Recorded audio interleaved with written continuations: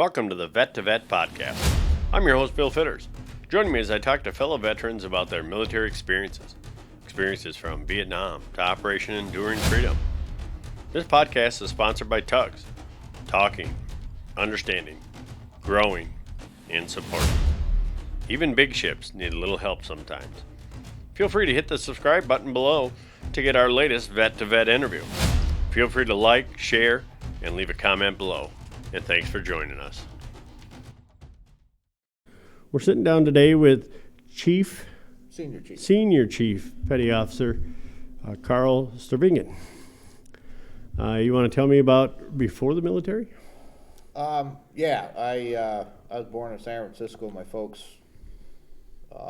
folks met up out there post World War II, and my dad and my grandfather worked at Hunters Point Naval Shipyard. And when he retired in 1965, my folks decided they didn't want to raise kids in the big cities, so my grandfather's plan was to come back to his land in Orfordville where we live now, and so my folks came back with him and built the house here, and I went all through school. I went to kindergarten in San Francisco, but I went all through school here and graduated in 1977. I'd been looking at different colleges and different tech schools and stuff. I was kind of into electronics and electricity at the time, and was thinking about that, but I wasn't really happy with being confined to a classroom again. I mean, I'd just done 12 years of that, But 1st of December, a friend of mine whose father was retired Navy came to me and said, "Hey, what would you think about, I'm going to join the Navy, what would you think about going in with me on the buddy program?" And I thought, wow, that's might be worth looking into. So we went and talked to the recruiter down in Beloit, and the Navy had a advanced electronics program that sounded kind of what I was looking for at tech schools and college. And so I thought, what the hell? And went and took my ASVAB on the 6th of December, and 9th of December went up to Milwaukee and enlisted. So I was actually in the Navy for 7 months before I graduated from high school. And what year was that? That was 1976. Okay. Then graduated in June of 77, July 25th of 77. Him and I went back to Milwaukee, and there was 4 of us that were being sent to Great Lakes, and so we took the Empire Builder out of Milwaukee down to Chicago and then back up to Great Lakes and started boot camp. So that's where you did your boot camp was Great Lakes? Yes. Yeah. And then how long was your boot camp? It was 8 weeks. Okay. It ended up being close to 10 because you had to, basically they held you until they put a company together. And the other thing that it didn't really set us back a week, but actually it did kind of set us back a week because we were just in a general company, and they were looking for, they had a special company that did was the rifle and drill team, was the Blue Jackets choir, and was the band that performed during the graduations and other things. And they were looking for members of that. My buddy and I had both been into music in high school. We were both in the choir and in the plays and band and all that. So we tried out for the choir, and were both accepted into that. So we changed companies, and that set our training back 3 days because, again, they had to form everything up. And so then it ended up being, I guess it was the middle of October that we finally graduated. And I got 2 weeks leave, and then I went back to Great Lakes for A school, basic electricity school, and I got into electronics school, and that really wasn't what I wanted either. And so I kind of washed out of that. I kind of let myself wash out of it, and went to the fleet then as undesignated seaman. And so I was with the deck gang for a year and a half. Became a master helmsman during that time. The Navy has special teams for entering port, leaving port, anchoring, special evolutions called a special sea and anchor detail, and I was the helmsman for that, which for a fairly young fairly young seaman, new to the Navy, new to being aboard ship, was quite an accomplishment. I mean, obviously, I took orders from whoever was doing the navigating, whoever was charting, but you still, I mean, you had to know what you were doing, and a lot of times it was like, for example, we'd take underway replenishment where we'd refuel at sea. You're talking about two ships going along at 10 to 15 knots within 500 yards of each other. So the margin for error is zero. Right. And you have to be on your game there. Besides the fact that when two ships come together that close, you get wake from both ships, and it makes it hard to steer. So there was an element of knowing exactly what you were doing and being good at it. So Now, when you said you got assigned a fleet, was that at Great Lakes or was that at another? no, that was when I left Great Lakes. I got orders to the USS Mount Vernon in San Diego, which was a LSD landing ship. And so our main weaponry was Marines. We were still considered a man of war, but we had 3-inch 50 guns. Was all. Relied on other ships to protect us while we were discharging the Marines for an amphibious landing, like you've seen on at Normandy and D-Day. Yep. We would send those boats out of our well deck, and they would take the Marines or the Army or whoever we were carrying to shore. And what fleet number was that? That was Third Fleet, Okay. Eastern Pacific Fleet. And so anyway, back to being in the deck force. That's what my dad did when he was in the Navy, and he liked it. I didn't particularly care for it.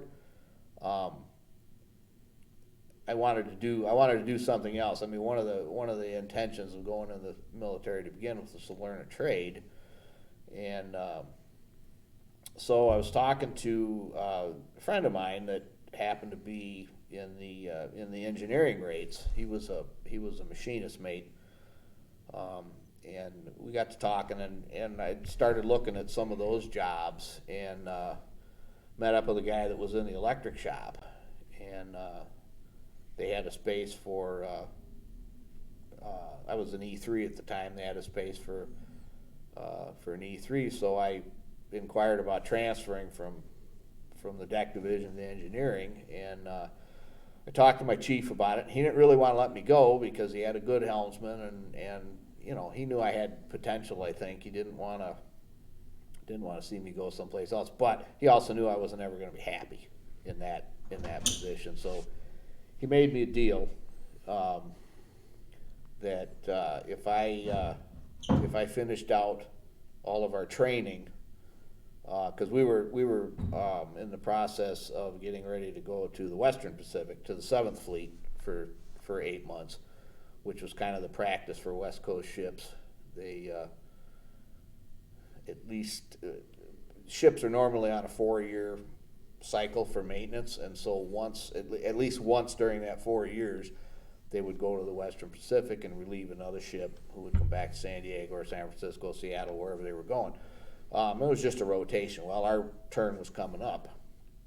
And anyway, the chief made me a deal. Basically, if I stayed through that refresher training for that deployment, at the end of that, he would let me go to engineering, to E Division. So we did that, and I, again, being the special evolution helmsman, I spent a lot of time doing that because that was my battle station. So I mean, not only was it just for the sea and anchor detail, but general quarters. It was any special evolution where those positions were required to be filled by somebody who was more qualified than the normal watchstander. So we did all that. We passed our training, and we made the chop then to the 7th Fleet. That was about November of 78. And November of 78, we made that chop, and we went, of course, everybody going west stops at Pearl Harbor. went there, and then we went to Okinawa, Japan, and then down to the Philippines, and then they split the squadron, and half of them went north to Korea and mainland Japan, and the other half went south, to Australia. We were supposed to go. Well, I'll get into that in a minute. Anyway, we were on the southern half, so we split there in the Philippines, and we went south, and the other half of the squadron went north. So I got to cross the equator. And that was a shellback then? Shellback, yep. Went through that initiation. And we went to, let's see, we went first from the Philippines to Australia. And we were in Australia for 11 days, and we were supposed to then go to Christchurch, New Zealand.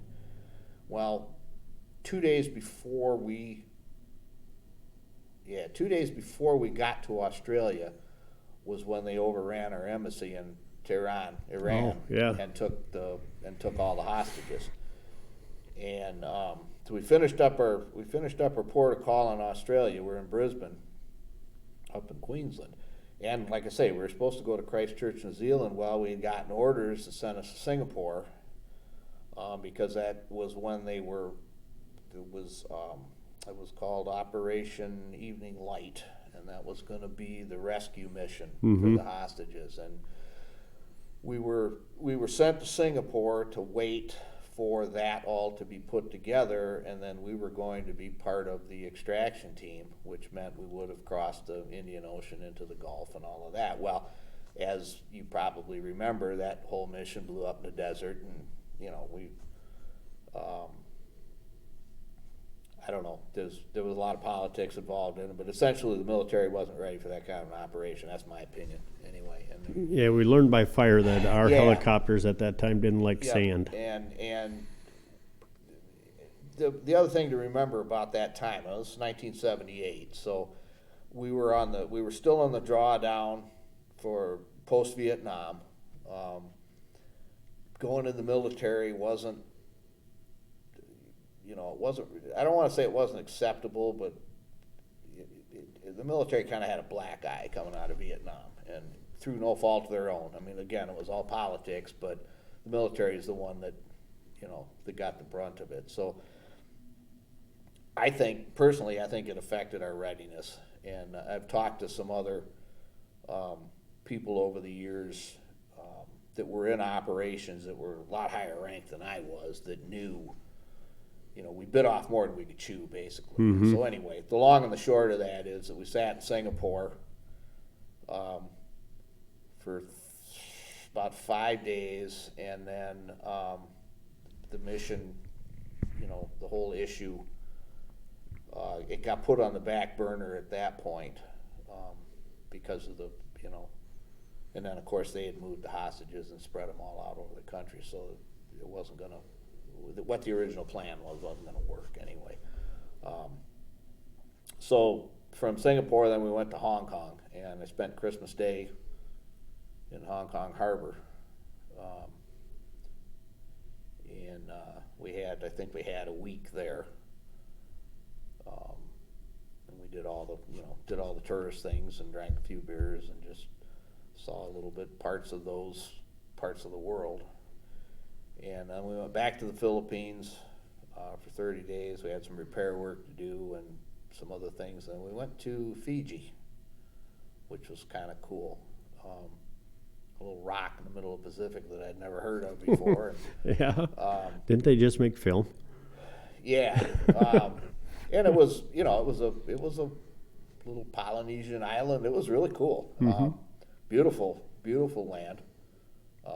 Was able to buy some souvenirs and stuff, and found out later that was one place that my dad had never been. I mean, my dad was in the island hopping in World War II in the Pacific and had been to most of those little islands. Well, that was one he'd never been to. So, and I don't know, the rest of the family that was in the Navy, I don't know if any of them had ever been there. So. No, what year would that have been? This would have been Fiji. This would have been 1979 then, probably March or April, I suppose. So do you think any other let's say, classmates had visited so many countries and so many experiences by your age? From high school? From high Oh, school. hell no. Yeah. No, not at all. As a matter of fact, the fellow that I went to boot camp with lived in rural Orfordville, graduated with me. He went to a ship in San Diego. It was a destroyer tender, and they never left California Wow. the entire time he was in. So, the fact that just having been on a ship and in the Navy doesn't necessarily mean you're going to see the Right. world. So no, that was a hell of an opportunity that most people other than those, I think there was maybe a half a dozen of us in my graduating class that went in the service. They had that opportunity, and basically you get paid for it. I mean, Yeah. So at a young age, you're already seeing basically, half or not, if not 3/4 of the world. yeah, And Yeah, that's definitely. priceless. yeah, and early on learned. I guess I don't want to say how bad everybody else has got it, but Yeah. it kind of stands out how good we have it. Yep, in the their United States. I cultures. mean, yeah. Yeah. That's one thing that impressed on me early, and later on in my career, why that was, of course, was reinforced. But I mean, these were, I guess, I wouldn't call them third world countries, but even second world. A lot of things that we take for granted, and a lot of things that we throw away. Yeah. Those people are, Yeah. When they talk about poverty here in yeah. the United States, it's not even close. no. Yeah. There's places in this world that would kill for what's poverty in the United States. Absolutely. There's no question about that. Absolutely. So we're at Fiji, and I'm sorry I interrupted you there. Yeah, because I was trying to remember from Fiji, I think we went back to Okinawa for a couple of days, and then Pearl Harbor for a week, and then back to San Diego. So this was about 8.5 months, I think, which was the normal. 8 to 9 months was the normal rotation for that kind of thing then. And we were back in San Diego then for, let's see, that would have been June of '79. So we were back in San Diego then for about a year. Made a trip down to Mazatlan, Mexico. Interesting story there. We were anchored out because we were too deep a draft to go into that harbor. We were in the harbor, but too deep a draft to get to the pier. So we'd anchor out, and they just run boats back and forth for Liberty launches. But when a Navy ship anchors out, somebody has to watch the anchor. And so, I mean, basically all you do is stand up on the forecastle and look over the side. Yep, there's the anchor. Because they need to record in the ship's log how much chain is showing, what angle it is, make sure, I mean, it was calm water, so we didn't have to worry about storms or dragging the anchor or anything like that. But that's part of what you're watching for is things. And there's somewhat security because now you've got this chain down in the water that somebody could climb up. I mean, I guess if that's there. Anyway, this would have been January of 1980. And I had a little transistor radio with me just because it was boring. So I had it set up on the deck, and there was a place to plug in there. I'd picked up a radio station out of Dallas, Texas. Now we're in Mazatlan, Mexico, so that's a pretty good hike, but not unusual. Anyway, I picked up this station out of Dallas, Texas, and they were talking about this storm that had rolled through the Midwest and this area between Rockford, Illinois, and Janesville, Wisconsin, that was buried in snow. And so when I got off watch, I called home. I don't remember. You couldn't do it from the ship back in them days, and we didn't have SATCOM or anything like they do now, and nobody had cell phones. I mean, basically, I had to go probably when I went ashore the next day. I was able to find a telephone, called home, and sure enough, they had had a pretty good storm up in this area, and Mom had sent me some pictures later on of snowdrifts that were 4 and 5 feet high around the house. So it was kind of cool that, here I am, 3,000 miles from home, and pick up this radio station that's talking about home and this, what kind of a winter they were having. So, while you were in nice warm Mexico. Yeah, 85 degrees at 2 o'clock in the morning. And not a bad gig. No. And so we're operational yet for a year. Made a port of call at Monterey, California. San Luis Obispo, we stopped there. We stopped in San Francisco for a week, and having been born in San Francisco, I kind of had an idea of the layout of the city. And my folks still had friends that were still living there, that were still alive. So I tracked down several of them, and either talked to them on the phone or was able to go to the house and and talk to them and whatnot. I remember walking into a ravioli factory that was owned by a good friend of my dad's, and was kind of half expecting not to see him there, but I asked, his name was Roy, and the gal behind the counter, I said, "Roy around?" And she goes and fishes him out of the back, and he was probably pushing 80 by then, but he was still running his business. And do you remember me? And he didn't have any idea. I said, "Chuck Stuvengen's boy." And, "Oh, yeah." And so we sat and had a beer and just shot the shit a little bit. And he'd been, they'd exchanged Christmas cards and whatnot with the folks, but they hadn't really seen each other in probably 25 years. So that was kind of fun.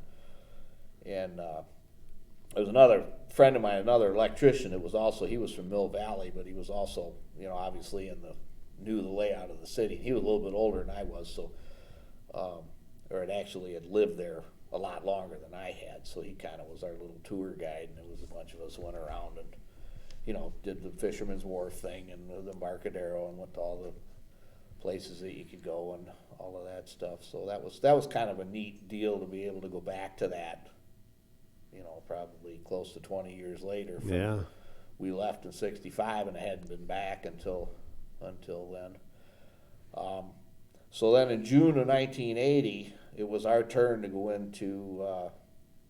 We were at the end of our maintenance cycle. Remember, I told you about the 4-year rotation. Well, we were at the end, so we went into the shipyards up in Willamette Shipyards in Portland.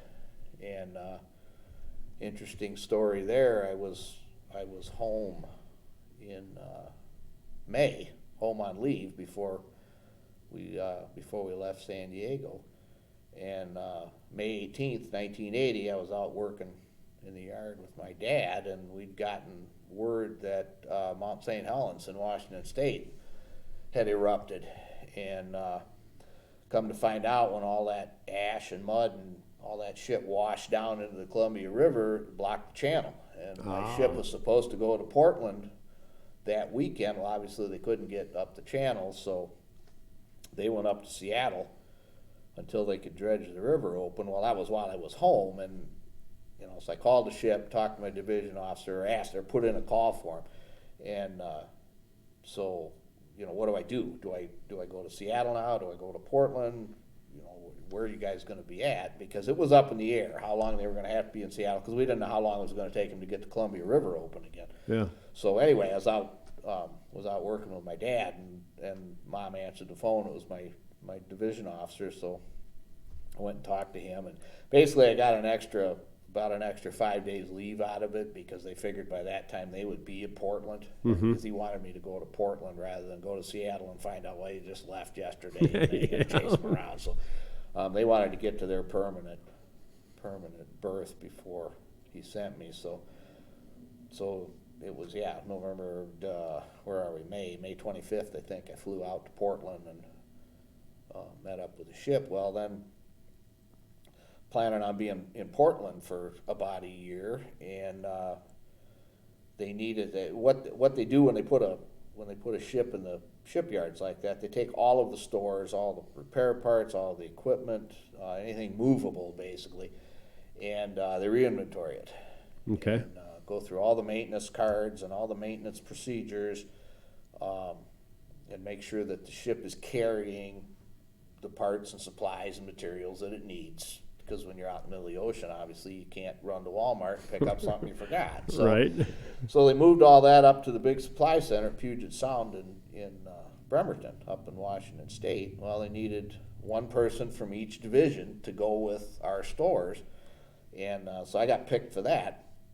because the guy that they were going to send was going to get out of the Navy during that time, and they didn't want somebody coming out in the middle and then having to put somebody else in, didn't know what they were doing. They wanted somebody who was going to be there for the whole year. So I ended up getting selected for that. So actually, I spent the whole year in Bremerton, Washington, away from the ship and all the dust and dirt and noise and all of that of a ship undergoing overhaul. And that was great duty. That was probably the best duty station that I had, was that year that I spent up there. Because I love the Pacific Northwest anyway, and later on in my career I had the opportunity to go back there. But one of the fellows that also went with us, he was with the weapons department. He lived up on the Olympic Peninsula, so he knew that area of Washington State like the back of his hand. So him and I became fast friends, and we did everything together. That always helps when you got a local. Yeah, because I had been to Seattle as a small child up in that area, but not so that I was going to remember anything, obviously. You know? So having Bill along and be able to, where he, because his folks still lived up there, and his girlfriend actually got married while we were there. She lived up in that area, so he was obviously very familiar with everything there. So that was fun. I enjoyed that. I enjoyed that year. And then the end of that year, that was June of '81, and my getting out date was July 25th or July 24th of '81. So I got back to Portland and rode the ship back to San Diego, and we were probably there for a week, and I got out of the Navy and went home, and didn't really have much of a plan. And I probably should have had a better plan than I did, because the economy was in the toilet at that point, the early '80s, coming out of the Carter administration and just going into the Reagan administration. We were in a pretty tough recession, and there wasn't a lot of work around here. I did end up getting hired in a cheese factory over in Broadhead, and I worked there for a year and a half or so, but I also went into the Navy Reserve during that time. I joined the outfit down at Great Lakes that my dad was drilling with, so I got to drill with him for a while. And I did that for about a year, but then working at a cheese factory, because you can't hold milk more than 24 hours, you can't get 2 days off in a row. So we didn't have any weekends to speak of. And it was costing me money to take off work to go drill. They couldn't stop me, but they didn't have to pay me. Well, I wasn't getting what I was getting from the Navy for that period wasn't covering it. Right. So I ended up, and I didn't have to. I'd done my 4-year commitment, so I didn't have to stay in the reserves. It was something that I just did for, a little extra cash and just to kind of stay with the Navy. So I ended up getting out, and my time passed, and I went to college. One of the reasons that I should have said this early, one of the reasons that we enlisted when we did, the 9th of December 1976, was that the Vietnam GI Bill was expiring on December 31st of 76. So anybody that had enlisted before that, whether you were actually in Vietnam or actually whether you were ever on active duty, as long as your initial entry date was before that, you were eligible for that GI Bill. So 1984, I enrolled at the University of Wisconsin in Madison, and so I spent my GI Bill there, got a bachelor's degree in political science, because I was what I wanted to do was go to law school, and had applied a couple of times and kept getting turned down, and my wife at the time had graduated from there about 2 years before me, and we had student loan debt up the ass at that point. Even with the GI Bill, I still had to borrow money to go to college. So I mean, it finally came down to somebody better get a job here, and because my wife at the time was a nurse, and there was they weren't hiring nurses either. They had plenty. I mean, that's kind of a cyclical occupation. Yeah. About every 10 years or so there's a nursing shortage. Well, there wasn't one when she got out of school, so she was getting part-time jobs and not being paid really well. I wasn't working at all, and it finally came down to okay, we'll put law school on the back burner, and somebody better go get a job and pay the bills here. So that's when I hired in over at the cheese factory. And yeah, no, actually that was before. That was what did I do after that? Well, that's when I got into hired in with a propane company here in Orfordville. And as those things happen, you just kind of stay there and stay there and stay there. Next thing you know, it's 10 years later, and you know, never did get to law school. Never did. Don't really regret it, I guess, but I don't know whether I'd have, you know. It's one of those things that how life, just the way life goes. You just never got back to it, and so anyway, worked my way up to manager there, and still wanted a trade. I didn't like corporate. I didn't like working for corporate America, for one thing. And they had second guessed a couple of decisions I made that basically left me hanging out to dry. And I thought I've had enough of this. And was an electrical contractor here in town that was hiring, so I applied for him. And my experience as an electrician in the Navy got me in there, and so I worked for him through. Well, let me back up. Yeah, I hired in with him 1999, and we had a lot of work that fall because of the Y2K thing. People were freaking out over that, so we installed a lot of generators, a lot of transfer equipment and stuff in people's houses, and he made good money that fall. We worked a lot of hours, but we got a lot of that done, and it was kind of a strange time. I don't know if you remember that. Oh, I do. Nobody knew for sure what was going to happen, but there were guys, the tin hat guys that thought we were all just going to die. Yeah, because the computers 31st. wouldn't have recognized the zeros. Yeah. Was the big issue, and the computers ran like I was with law enforcement. It ran our dispatch. It ran most of electricity was being not generated, but distributed by. The control grid was all. Yeah, at that point we had handed off a lot of our lives to computers, even at that point in the year 2000. So, yeah, it was crazy for a while. Yeah. And it all. I mean, the government kind of got a plan together, and business, and they all kind of figured it out and got through it. And as far as I know, nothing serious ever happened. Yeah, I never heard of any hiccups from it. Not really, no. There was the occasional oddball thing, but I remember my mom's computer. She had a newer one than we did, but I don't know if she hadn't gotten the proper updates or whatever. Her computer went from December 31st, 1999 to January 1st, 19100. That was the only oddity that I remember. Yeah. And then Microsoft came out almost that day with a fix for that, and it was all good. I mean, it didn't affect her system at all. It's just one of those weird things that that happened. But anyway, so I was working with electrical contractor, and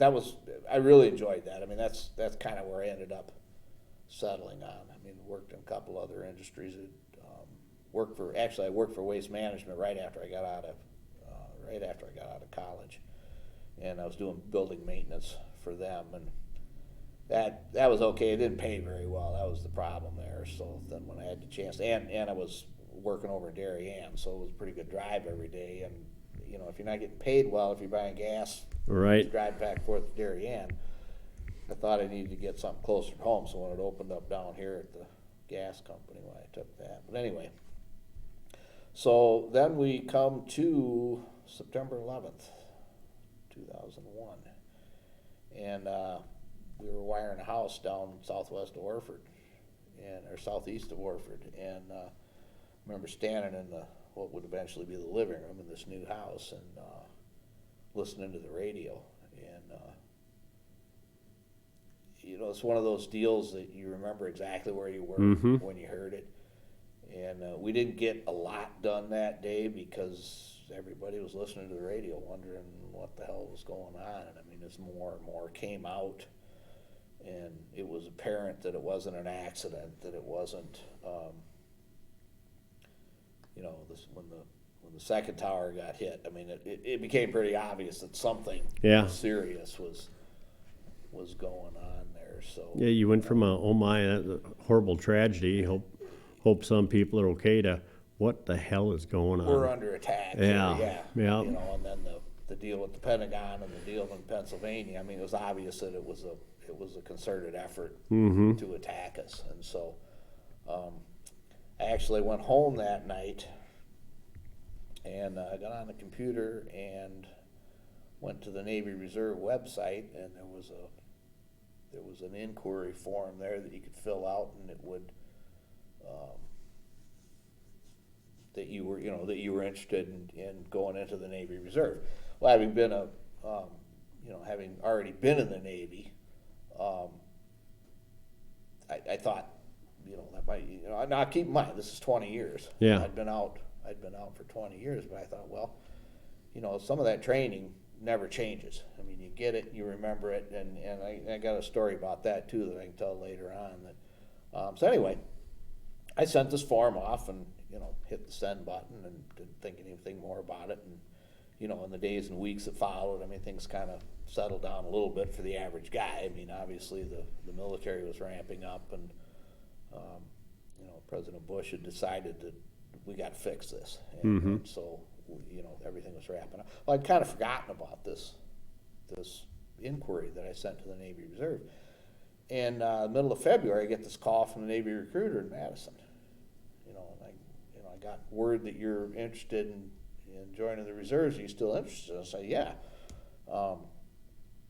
Talked to my wife about it. Talked to my boss, and let him know that nothing coming of it yet, but I'm looking into this, and one of the reasons, obviously 9/11 was a big deal, but on a more practical base level, personal level, the place that I worked, the fellow that I worked for was a little mom and pop operation, didn't have a pension plan or any kind of retirement or anything. We had fairly decent benefits. We didn't have any. I mean, there was no, like I said, there was no retirement or anything. I thought, well, if I can go back into the Navy Reserve and finish up my 20, work on a pension, and so anyway, that was the thought process. So I talked to him and dug my 214 out of the safe and the other paperwork they needed, and he went through everything, and they got to figuring out,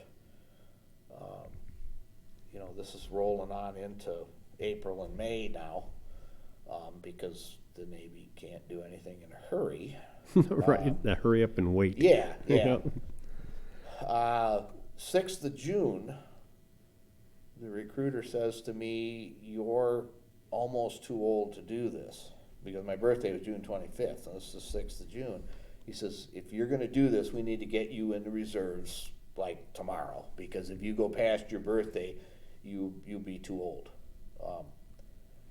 As it turns out, he miscalculated by a year, but the urgency was still there. So took physical, passed that, signed up, went to my first drill in Reserve Center in Madison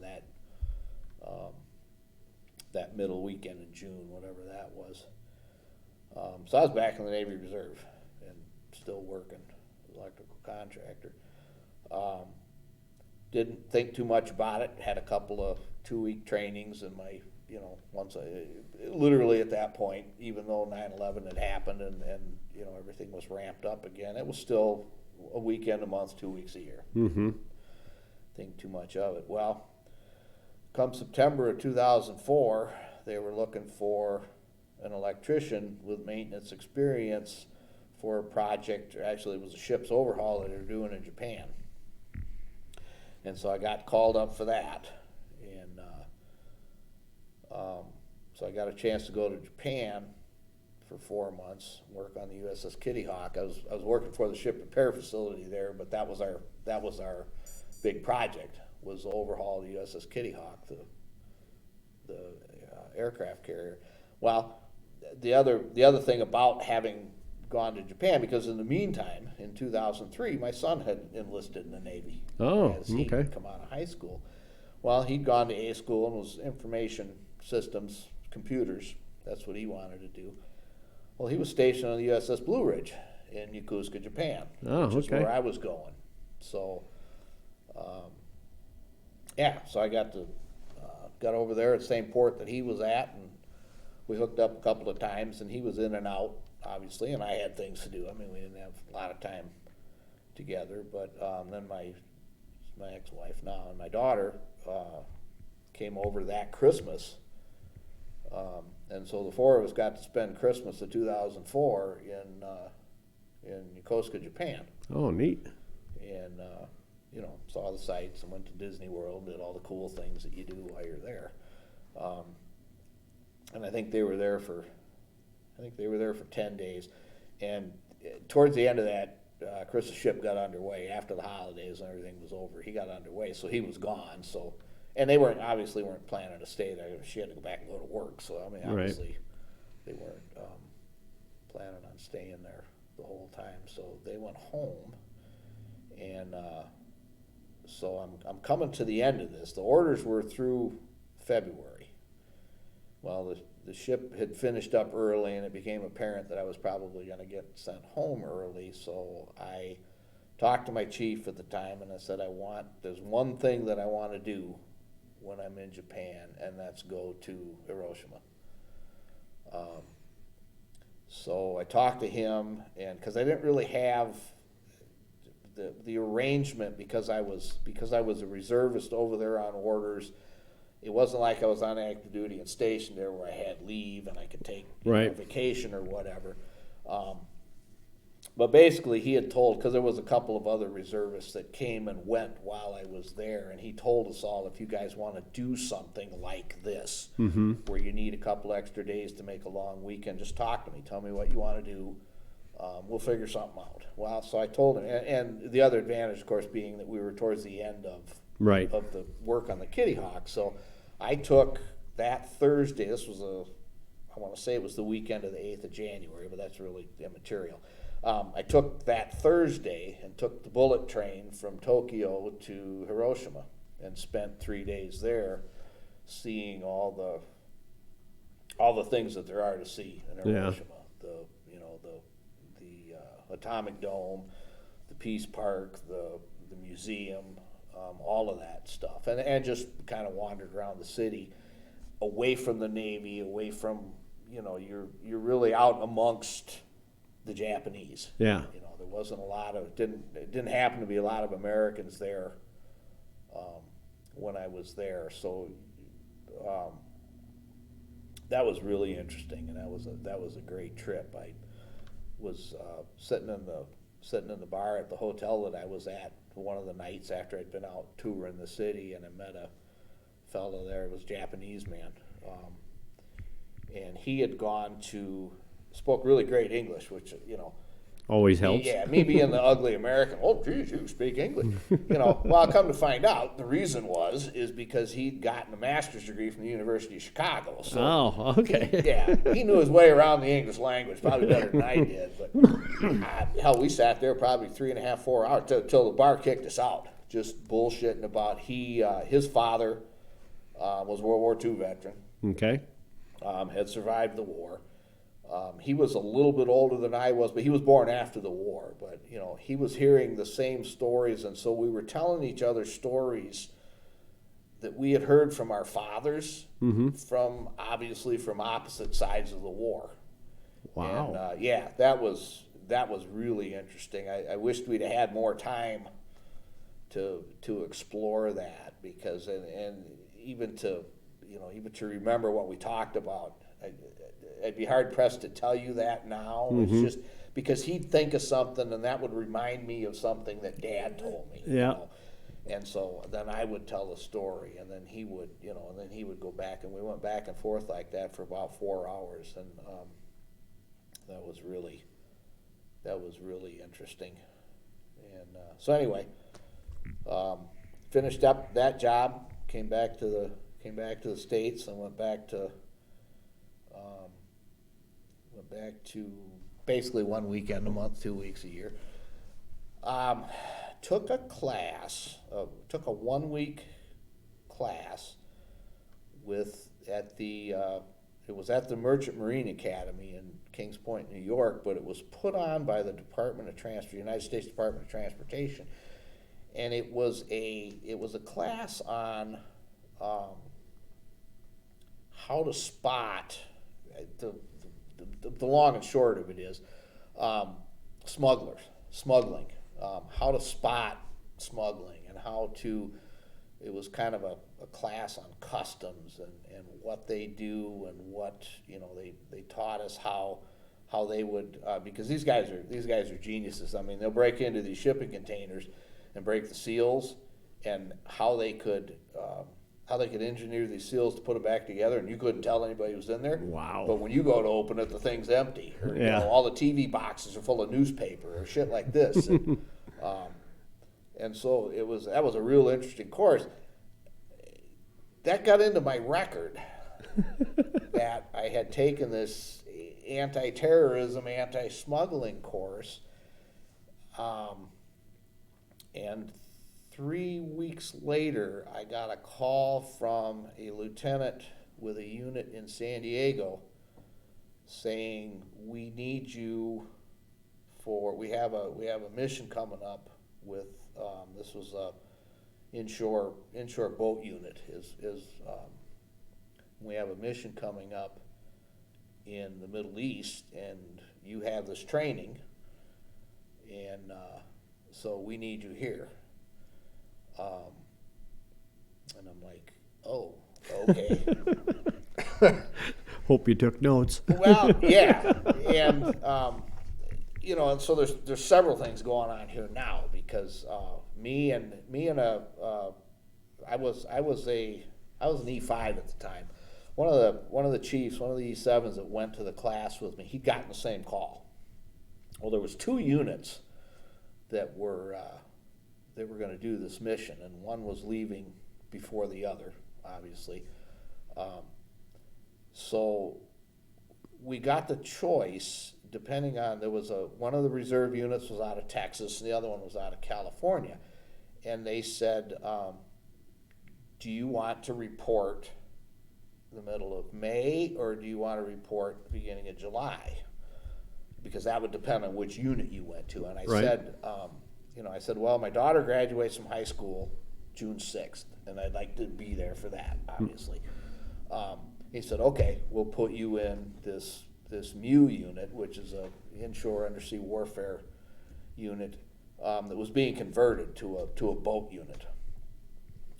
That's just the way if that wasn't the unit's primary mission that I went to, but what the Navy needed was a boat unit, so they just made one out of this extra unit.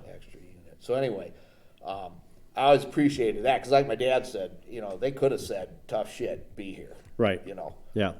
We don't care about your daughter's graduation. Pack your shit and get out here. Well, they didn't. They let me. So 6th of July, I flew out of Madison to San Diego and started training for this mission in Kuwait. And we were, like I say, we were being converted to a boat unit, because what this unit's primary mission was sonar and underwater detection. It was a defensive unit, but they were more surveillance and tracking, and the other boat units then would go, we'd find something in the water, we'd send the boat units out. Well, they had one of those units already assigned. They didn't need 2. What they needed was 2 boat units.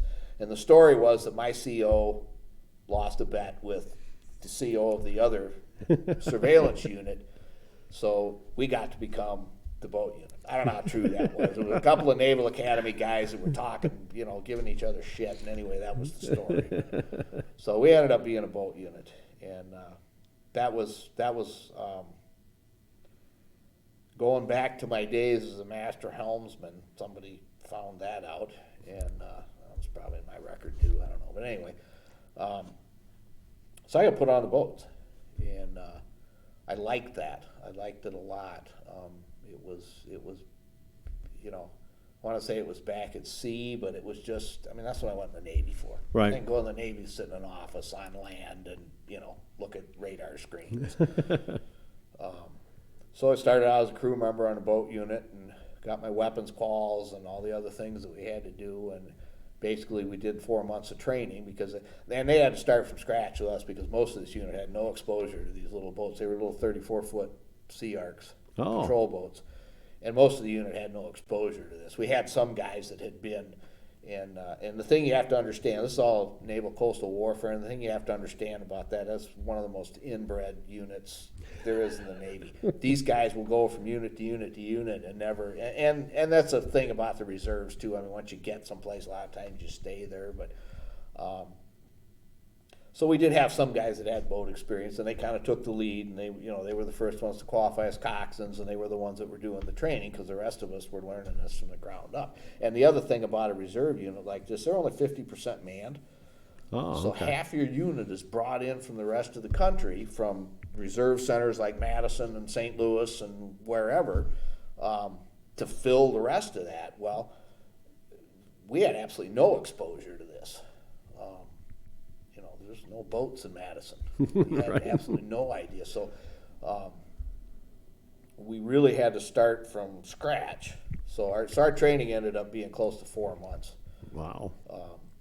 So that was July, September, October, the middle of October. We took off from San Diego, and we were supposed to fly to Amsterdam. And the Air Force was trying to do a mid-air refueling with us. This was the Air Force C-5, biggest freaking airplane I've ever seen in my life. We put 3 of our boats and trailers, 14, 16 Conex boxes, and 2 international FL-80s on this plane. Yeah. Plus, what the hell was there of us? 55 or 60 people. I mean, I have pictures of this this plane sitting on the runway at North Island at the Naval Air Station there, and there's a semi tanker, gas or jet fuel tanker, whatever, sitting next to it. Looked like one of my Matchbox toys. Yep. This plane was huge. I'd never seen anything this big in my life. And they now have a C-17, Yeah. which is bigger. Yeah. So anyway, so the Air Force is flying us to points east, and we were supposed to mid-air refuel, and they broke the spout. The boom. They broke it off of the C-5. Yeah. Which I guess happens. Talking to some of the guys, they said it shit happens all the time. It's just because you're trying to put 2 planes together at 500 miles an hour and stuff happens. So we made an unscheduled stop in Gander, Newfoundland. And our senior chief of the command smoked cigarettes like they were going to them away from him. And when we landed, because I smoked at the time too, when we landed, we were going to be there for a number of hours. So they had to fix his plane, plus refuel us. So we went outside, and he was an E8, and I was an E5 at the time, but I was 6 months older than he was, because of my 20-year break in service. And I said, God damn it, Senior Chief, I said, you're going to find any reason you can to smoke a cigarette. We can get the Air Force to break shit so we can land before we were supposed to. So yeah, that was, and that was interesting because I talked to, there was a little bookstore in this, because it's an international airport, but it also has it's kind of like Madison and Truax where they have a little mixed. military. Yeah. So anyway, we're in the terminal, and they'd opened the bar for us, and because we couldn't really leave because we were kind of on standby. That we didn't know for how long it was going to take them to fix this and get everything ready, but we knew we were going to be there for a while. So anyway, I was in this bookstore in this terminal talking to this lady, and I'd remembered a couple of things about Gander. One, that there was a National Guard plane that had crashed up there and killed 260 some. I think they were from Michigan. And I was talking to her about that. She was there that day. Obviously, she'd worked in this store for quite a while. And the other thing that we talked about, and she sold me a book that day, was on 9/11. They took upwards of 50 commercial jet airliners landed in Gander because they couldn't come to Oh, the yeah, United yeah. States. Yeah. They basically were told to ground immediately, wherever you were in the world, but they couldn't. Nobody could come to the United States at that point. So, and that was an interesting story because they had all these people. I mean, Gander's not a big town. It's maybe the size of Beloit. It's not huge certainly, but just how this town had opened themselves up to the world. Took these people in, got them hot showers, got them something to eat, opened the schools, opened the Legion halls, opened whatever, and reading this book and things that I've followed up on after just my own research. I mean, these people made lifelong friends here with the locals and with each other, and it was just it was one of those things that only happens once, Yep, in a lifetime. But it just, they were in the spotlight there. So that was an interesting place to have stopped and gotten to hear about that. So anyway, Air Force gets the plane fixed. We're back in the air. Stopped in Amsterdam, and stopped in Amsterdam. No, I'm sorry, that was on the way back. We went from Gander to Rota, Spain, to the U.S. Navy base in Rota, Spain. Southern part of Spain. Yep. So I'm quickly adding to my list of countries that I'd never been to before. And we spent 3 days in Rota, again, most of the time on standby. And the problem there was the airport in Kuwait City could only handle so many of these C-5s. And when they got to that limit, one had to leave before another one could land. So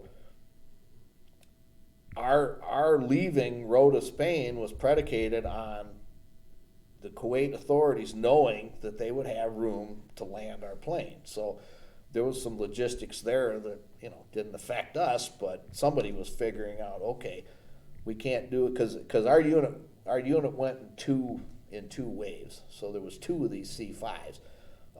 One of them got to Rota before we did because we had to make the unscheduled stop. And a friend of mine this is still back in Gander, a friend of mine had called and left me a voicemail, and she collected snow globes for her daughter. And when she found out that we were going to have to land in Gander, she tried to get a hold of me. They were already in Spain. She tried to get a hold of me, and she had an international calling plan or something. Well, anyway, my phone wasn't working for shit. But I think I was able to get a signal. I think I was probably picking up a tower out of Maine or something. But I was able to get enough of this voicemail to know that she wanted me to buy her a snow globe from Gander, Newfoundland. So I did that. So anyway, we're all sitting in Rota together, and I gave her a snow globe. And we had to be ready to go, so we couldn't leave the base. Right. But we could go out. We could. If we wanted to go to the bar, if we wanted to go to the theater, go bowling, whatever we could do. I mean, it was, we just had to be ready to go. And twice we got on the plane and got back off because something happened. Well, our first half of our unit left, and they were able to get in, so we stayed another day and a half by ourselves. And then everything finally worked out where we knew we could land in Kuwait City. They had a place for us, so we did that. Met up with the squadron master chief, the E9, met us there when we landed and gave us the briefing and the whole thing. This is the war zone. This is that. Be careful of this. Pay attention to what you're doing. This is real shit. This is real life. Obviously, Kuwait wasn't the hot spot at that point, but we were 50 miles from the Iraqi border. Right. This was real. So, so we got down to Kuwait Navy base. We had a compound inside the Kuwait Navy base. Was owned by the Kuwaitis and belonged to the Kuwaiti Navy, but we had a compound. I don't know, it was probably 15, 20, 25 acres inside of Kuwait Navy base that we stayed at.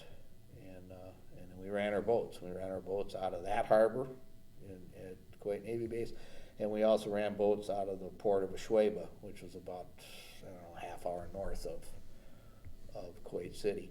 And what we did was protect the high value assets of, that came into those ports.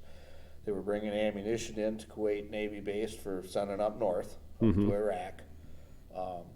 Obviously, you got a ship full of ammunition. You want somebody watching the seas, make sure somebody isn't coming in. Well, it was the same with up at Ushuaia.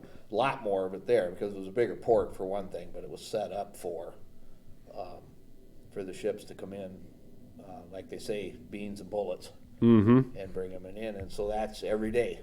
Basically, we ran 3 shifts, first, second, and third, just like you're accustomed to, and we rotated through that, and 9 months of that. Wow.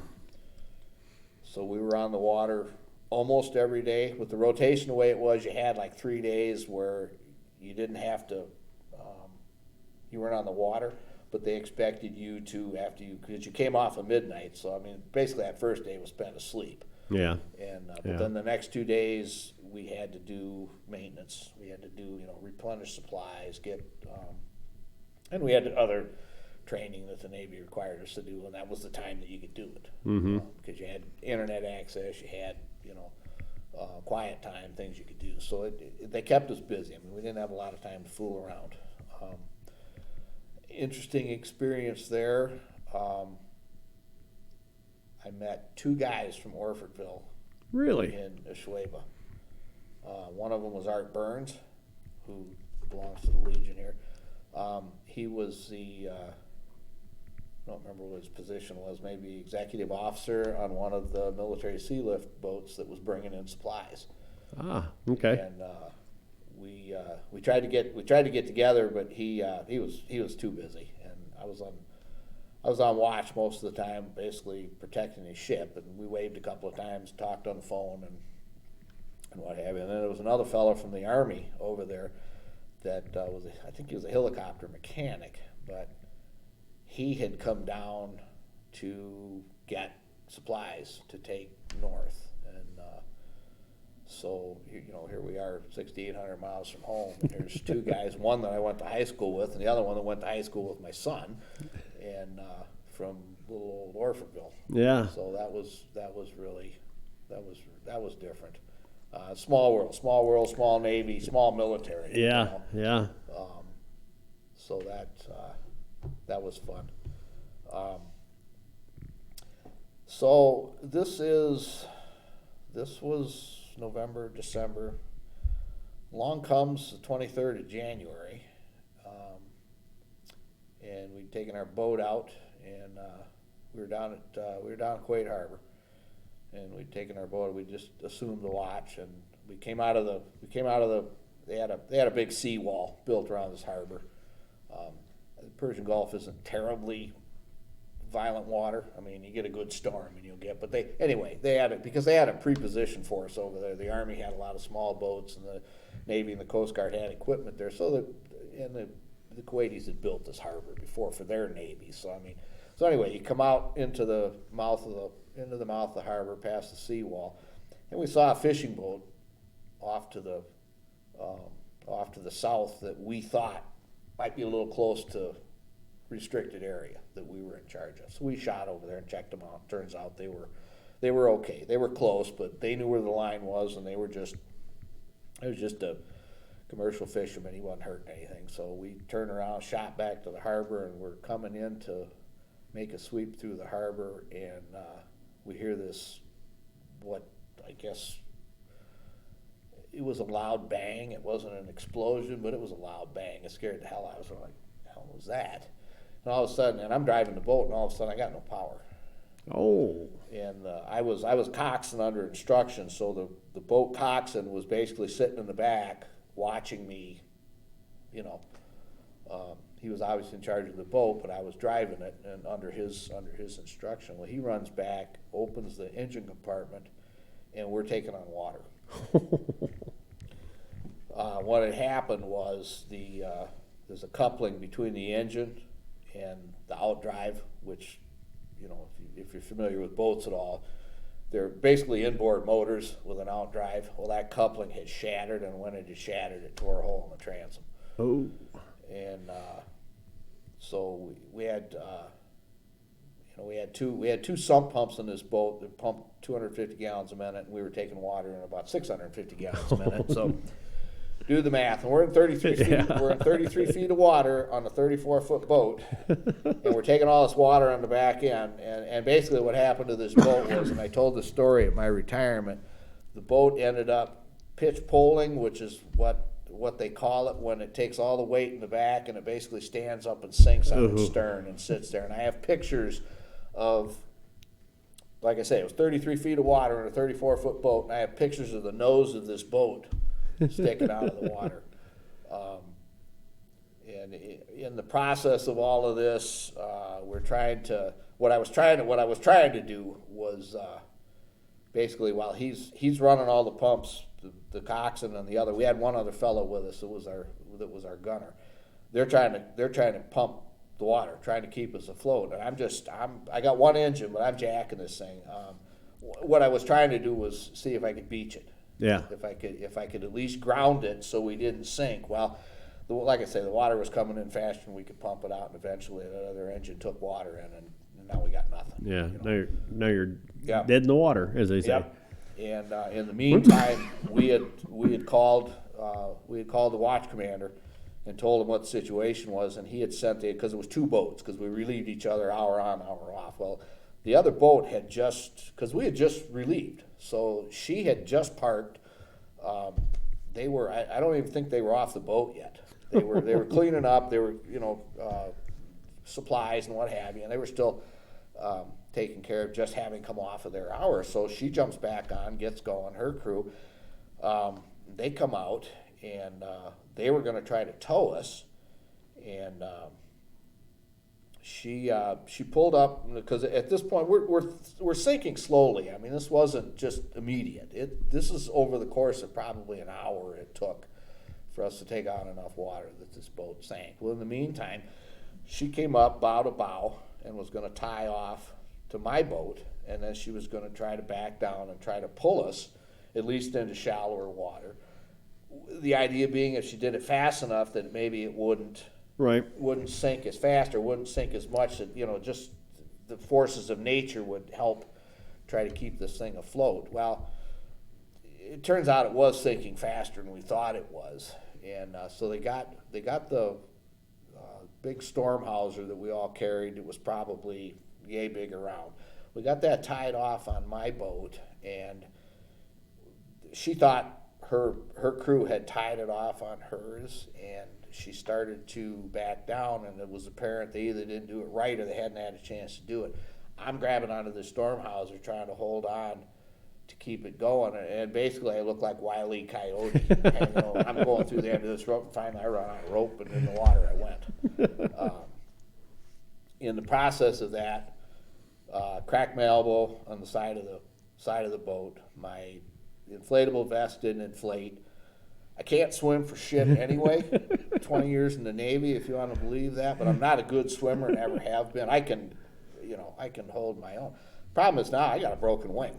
Yeah. So they got a bow hook that I was able to grab onto with my one hand, with a good hand, and pulled me over to the bow, and they were going to try to pull me up out of the water, and that was like pulling dead weight straight up. Yeah. That wasn't going to work, and that hurt me worse. So they got me back because the way those boats sat, they were high in the front and then lower in the back, so the water line was closer in the back. So they got me in the back of the boat and drug me up on.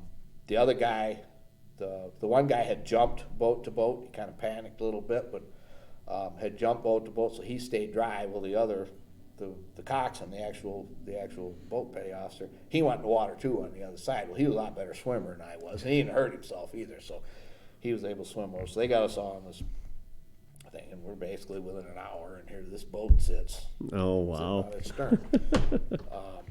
So we go back into port, and of course, the pier is now full of officers. From everybody from the Commodore on down.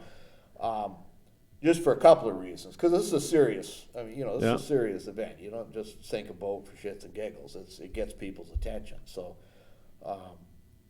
and they obviously had to report this up the chain. The Army needed to know that there was an asset gone. The Navy needed to know, there was, and there would have to be an investigation, and the captain, our captain, had appointed one of his officers right away to investigate. And they did the usual. If you've ever been involved in one of these things, they take you in a room, take another guy in a room. You guys tell your stories. We'll see if they mesh up. So they had all three of us interviewed, and and we all basically told them the same thing. I mean, there was no shenanigans here. It was just Right. it was an equipment failure on a boat that wasn't supposed to sink.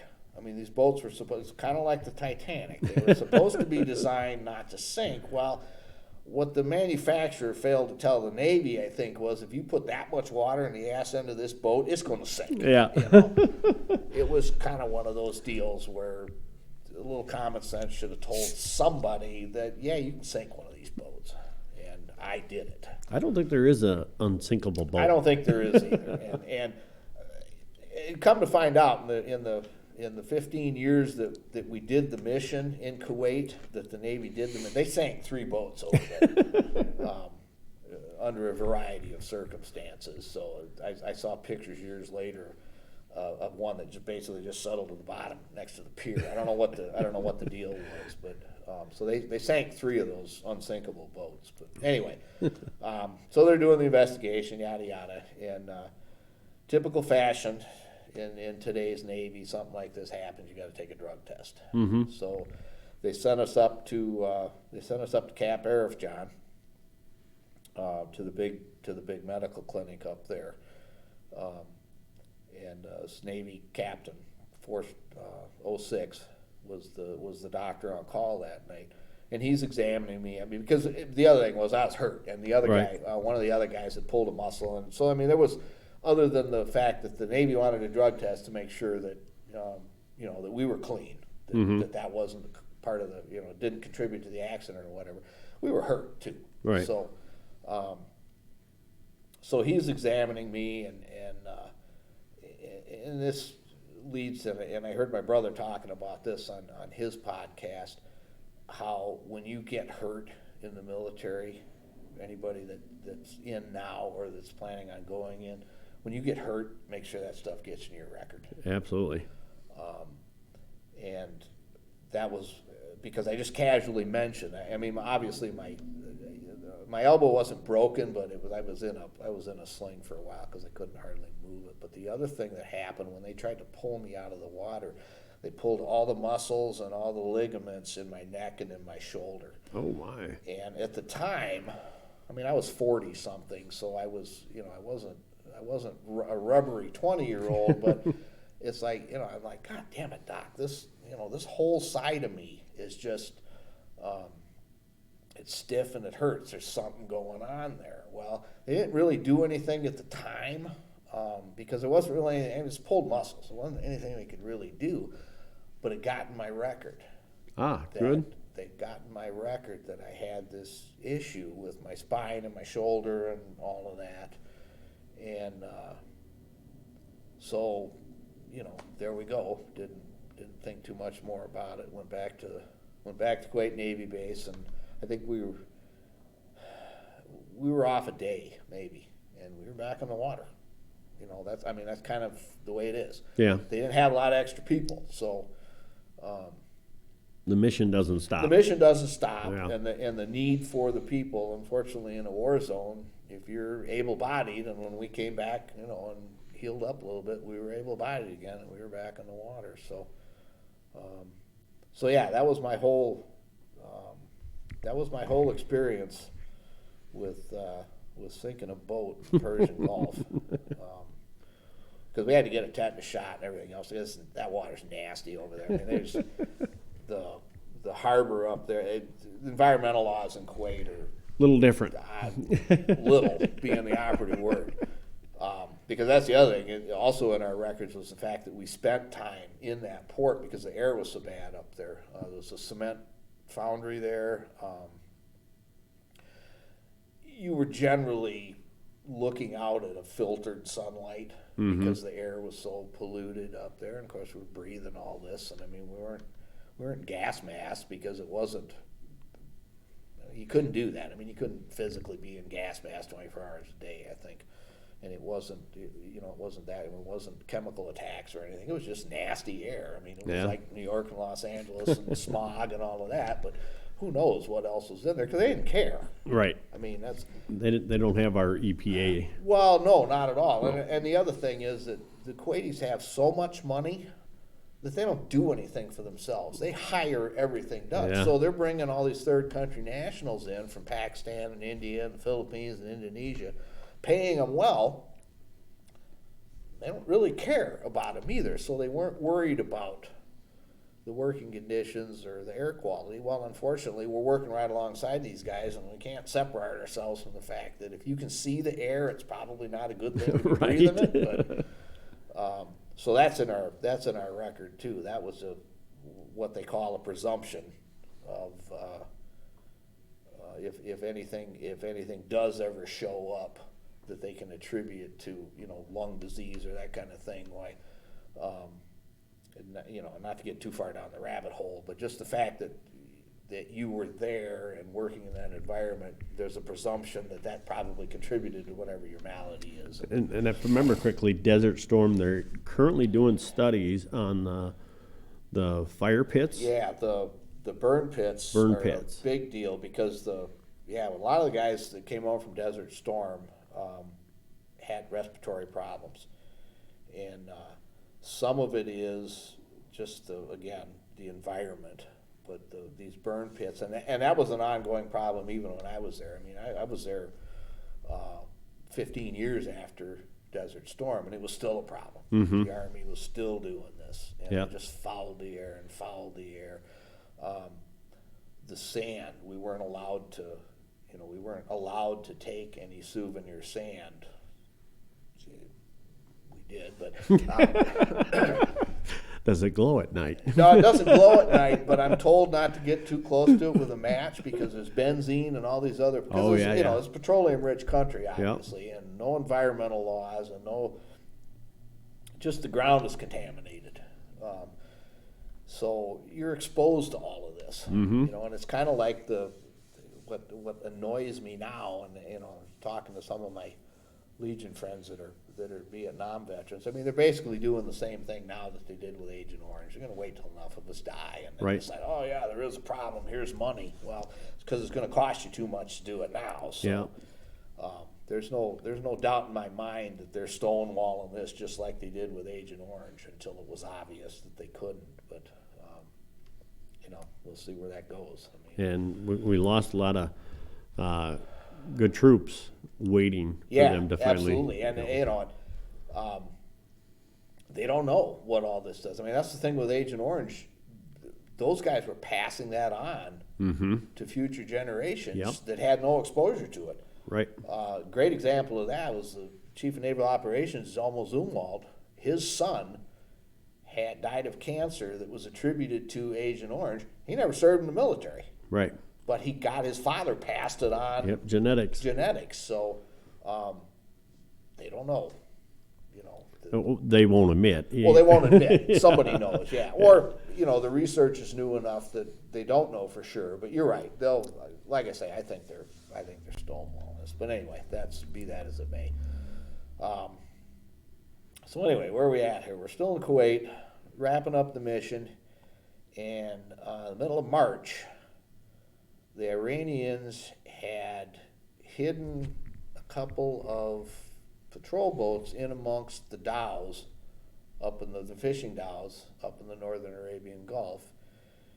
And the British had the mission at that point for the search and seizure teams on these dhows, because there was a lot of contraband. There was it's still a war zone, and so we're trying to track all this. And the Iranians had taken one of the British patrol boats hostage, and I don't know, 23 days or something they held them, and there's all this negotiation and everything, and they finally get them released.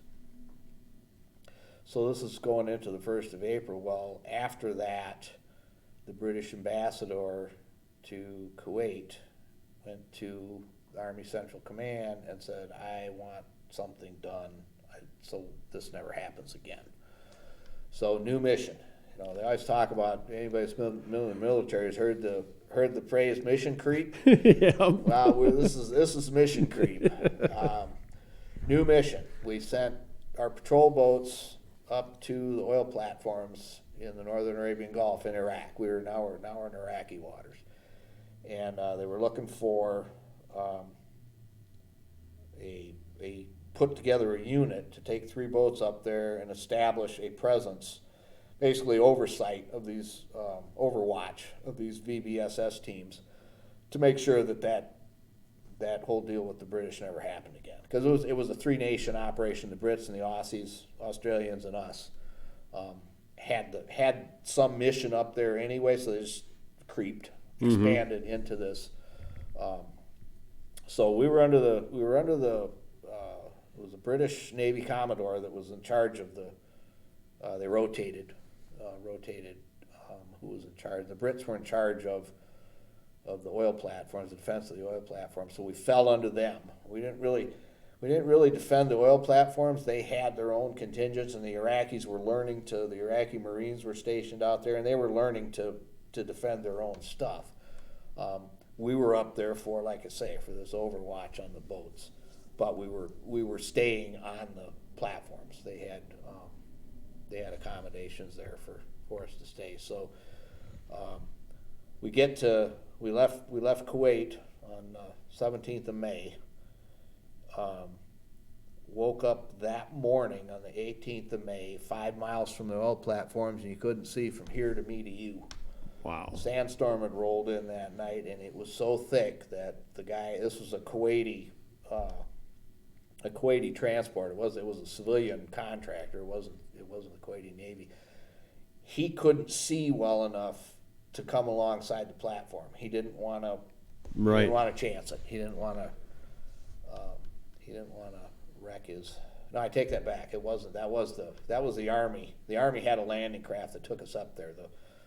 The Kuwaiti vessel took us back. But anyway, you couldn't safely get close enough. So we sat 3 days. We sat off of within 500 yards of this, and waiting for this sandstorm to clear. And if you've ever been over there, it's like San Francisco fog. It's just you literally can't see 10 feet in front of you.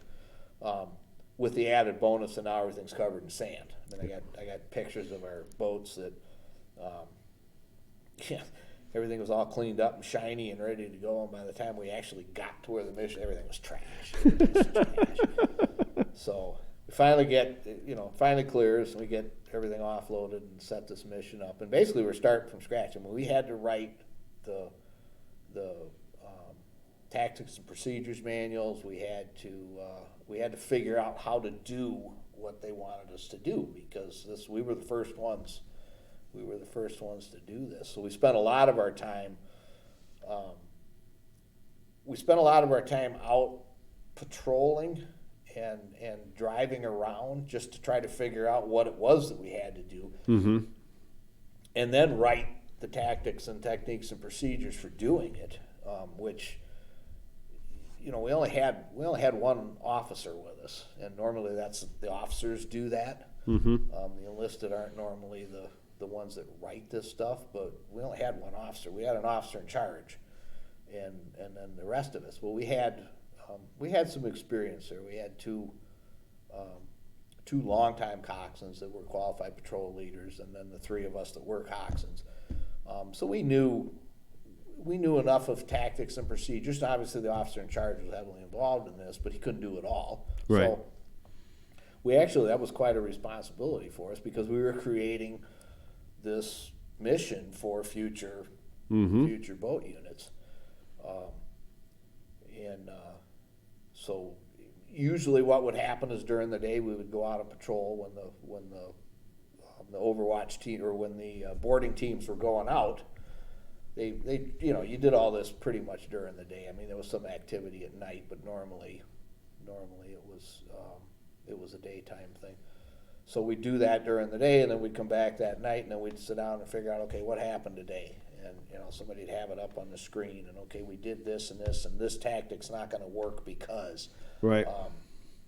One of the big issues in the Northern Gulf is that it's shallow. I mean, the whole Gulf itself, the whole Persian Gulf is, like I say, 35 feet of water at the most. And the further north you get, it can actually go dry on a good spring low tide. So you have to take that into consideration because the Navy and the Coast Guard regular picket boats are too deep draft. Yeah. That was the other reason that they wanted our small boats up there, because we only needed 4 feet of water. So we could, so we had to, we had to massage the rules a little bit, because our standing orders were that we couldn't go in anything less than 8 feet of water. The captain wanted 8 feet of water under us, even though we could go as low as 4. He didn't want us cutting it that close. The other issue is that we were 2,500 yards from Iranian waters. Yeah. Hostile nation. Yeah, very. So now, not only do you have to know where you are at all times, the Army Central Command had said you have to stay X number of yards away from that line. We don't even want you close enough to make a mistake, basically. So you have to take all that into consideration for developing your tactics and procedures, and obviously the Iranians knew this, so they would skirt the lines, and but you have to anticipate all this, and so that's what we would do at night. We would, we never had any. There was more than one occasion where, because the British weren't actually in charge of the defense of the platforms themselves, there was more than one occasion where you'd hear 50 cals going off because somebody somewhere had crossed the line and gotten too close. Not American boats, but either one of the fishing boats or the Iranians. Somebody was out there fooling around where they shouldn't have been, and the Royal Navy was going to light your ass up with a 50 cal if you got too close. So every once in a while we'd hear those going off. So it was real shit. I mean, it wasn't war games. It wasn't playing around. It wasn't the Blue Army and the Orange Army. This was real. Life or real death. Deal. Yeah. So we were there for 30 days, and developed this mission, because keep in mind we were on the end of our tour. I mean, we were supposed to. The rest of our unit had already gone back to the States. We got a 30-day extension to go up and set this thing up. So the unit that came over to relieve us sent a detachment up to take over from us. And so we spent a week basically in a turnover, showing them what we learned, teaching them where things were, where the good places were, where the bad places. I mean, the Persian Gulf is, we had good charts for the most part, but you really had to pay attention to what you were doing, because they weren't the best charts in the world. And you would see notes on the charts that, this may be a minefield left over from Desert Storm. Or, you'd run over a fishing net or something. I mean, it's just again, they don't care. So it's just, that was what you put up with. So anyway, that was the end of that. And we came back to Kuwait Navy Base, and 3 days later we were heading out and stopped in Amsterdam, and come back on a C5 as well? No, we came back because there was only 30 of us. So no, it wasn't even that many. Yeah, it probably was close to 30. Anyway, no, we came back on a charter jet. Stopped in Amsterdam, stopped in New York. There was thunderstorms across the middle of the United States, so we went to Atlanta and then to San Diego. And so we got back to San Diego, and that was probably 2 weeks of out processing. For one reason, because I got hurt. So now the Navy's taking an interest in that and making sure everything's on the up and up there. And I think I got home probably the 7th of July. So it was a year to the day since I'd left, and it was a full year. It was packed. And in the meantime, when I left, the contractor I was working for had gotten out of the business. So didn't have a job to come back to either. So I did some work on my own, and that you got to have a different level of ambition to own your own business, and I didn't have that.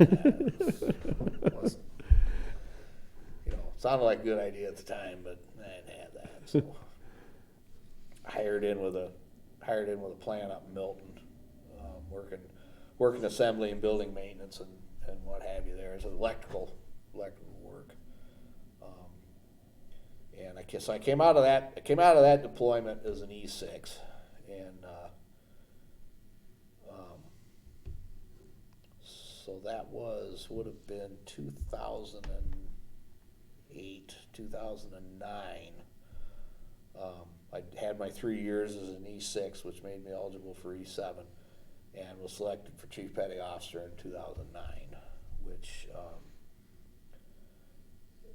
is a bigger deal in the Navy than it is for the other branches. To go from 6 to 7, there's a real marked difference. Your uniforms are different, your level of responsibility is different, the assumptions and requirements are different,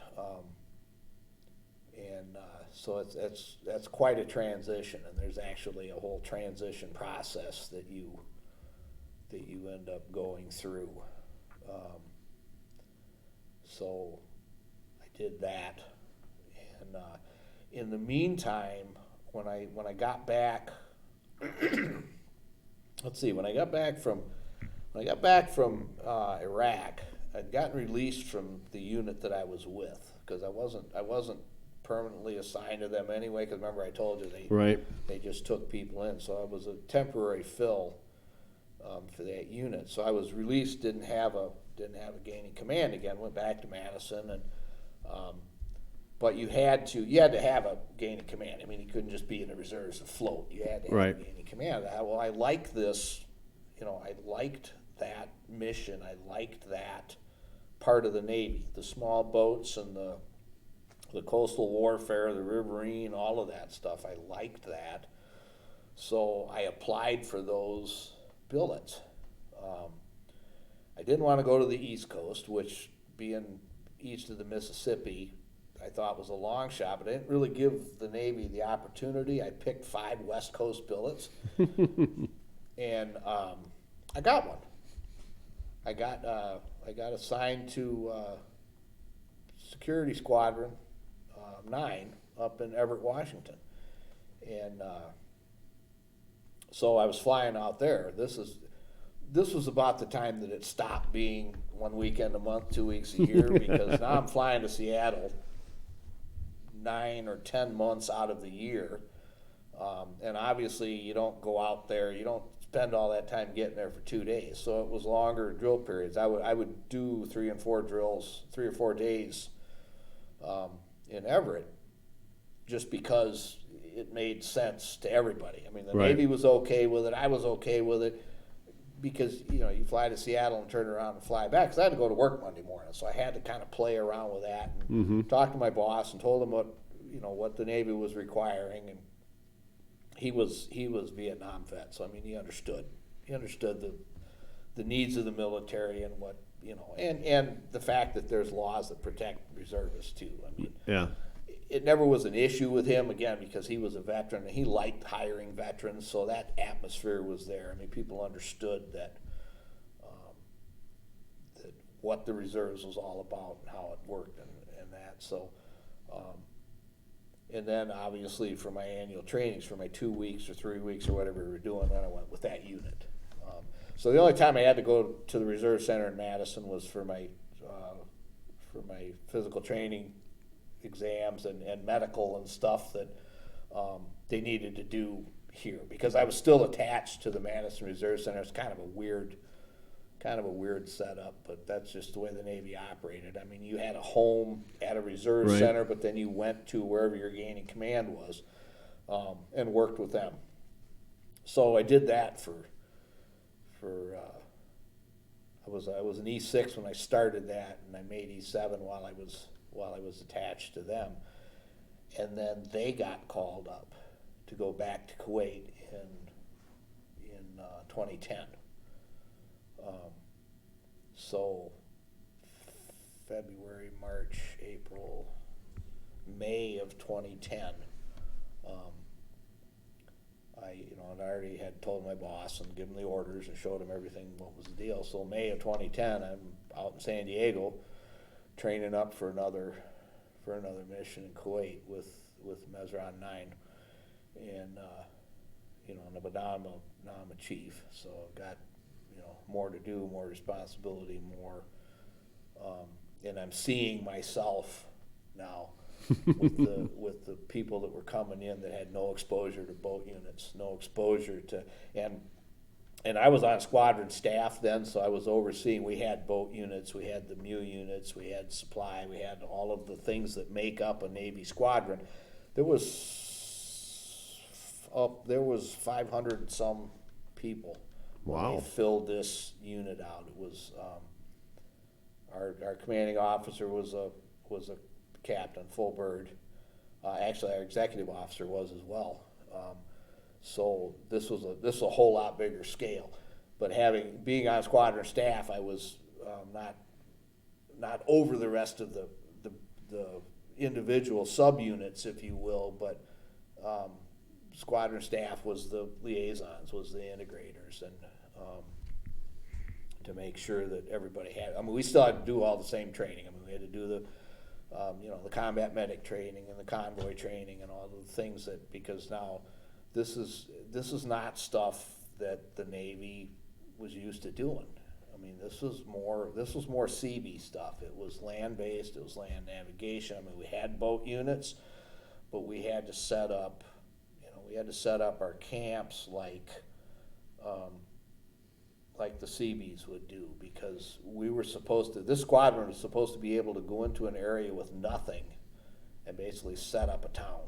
Oh, wow. With a place for your boats, with a place for your, all of your logistics, with all of your supplies, food,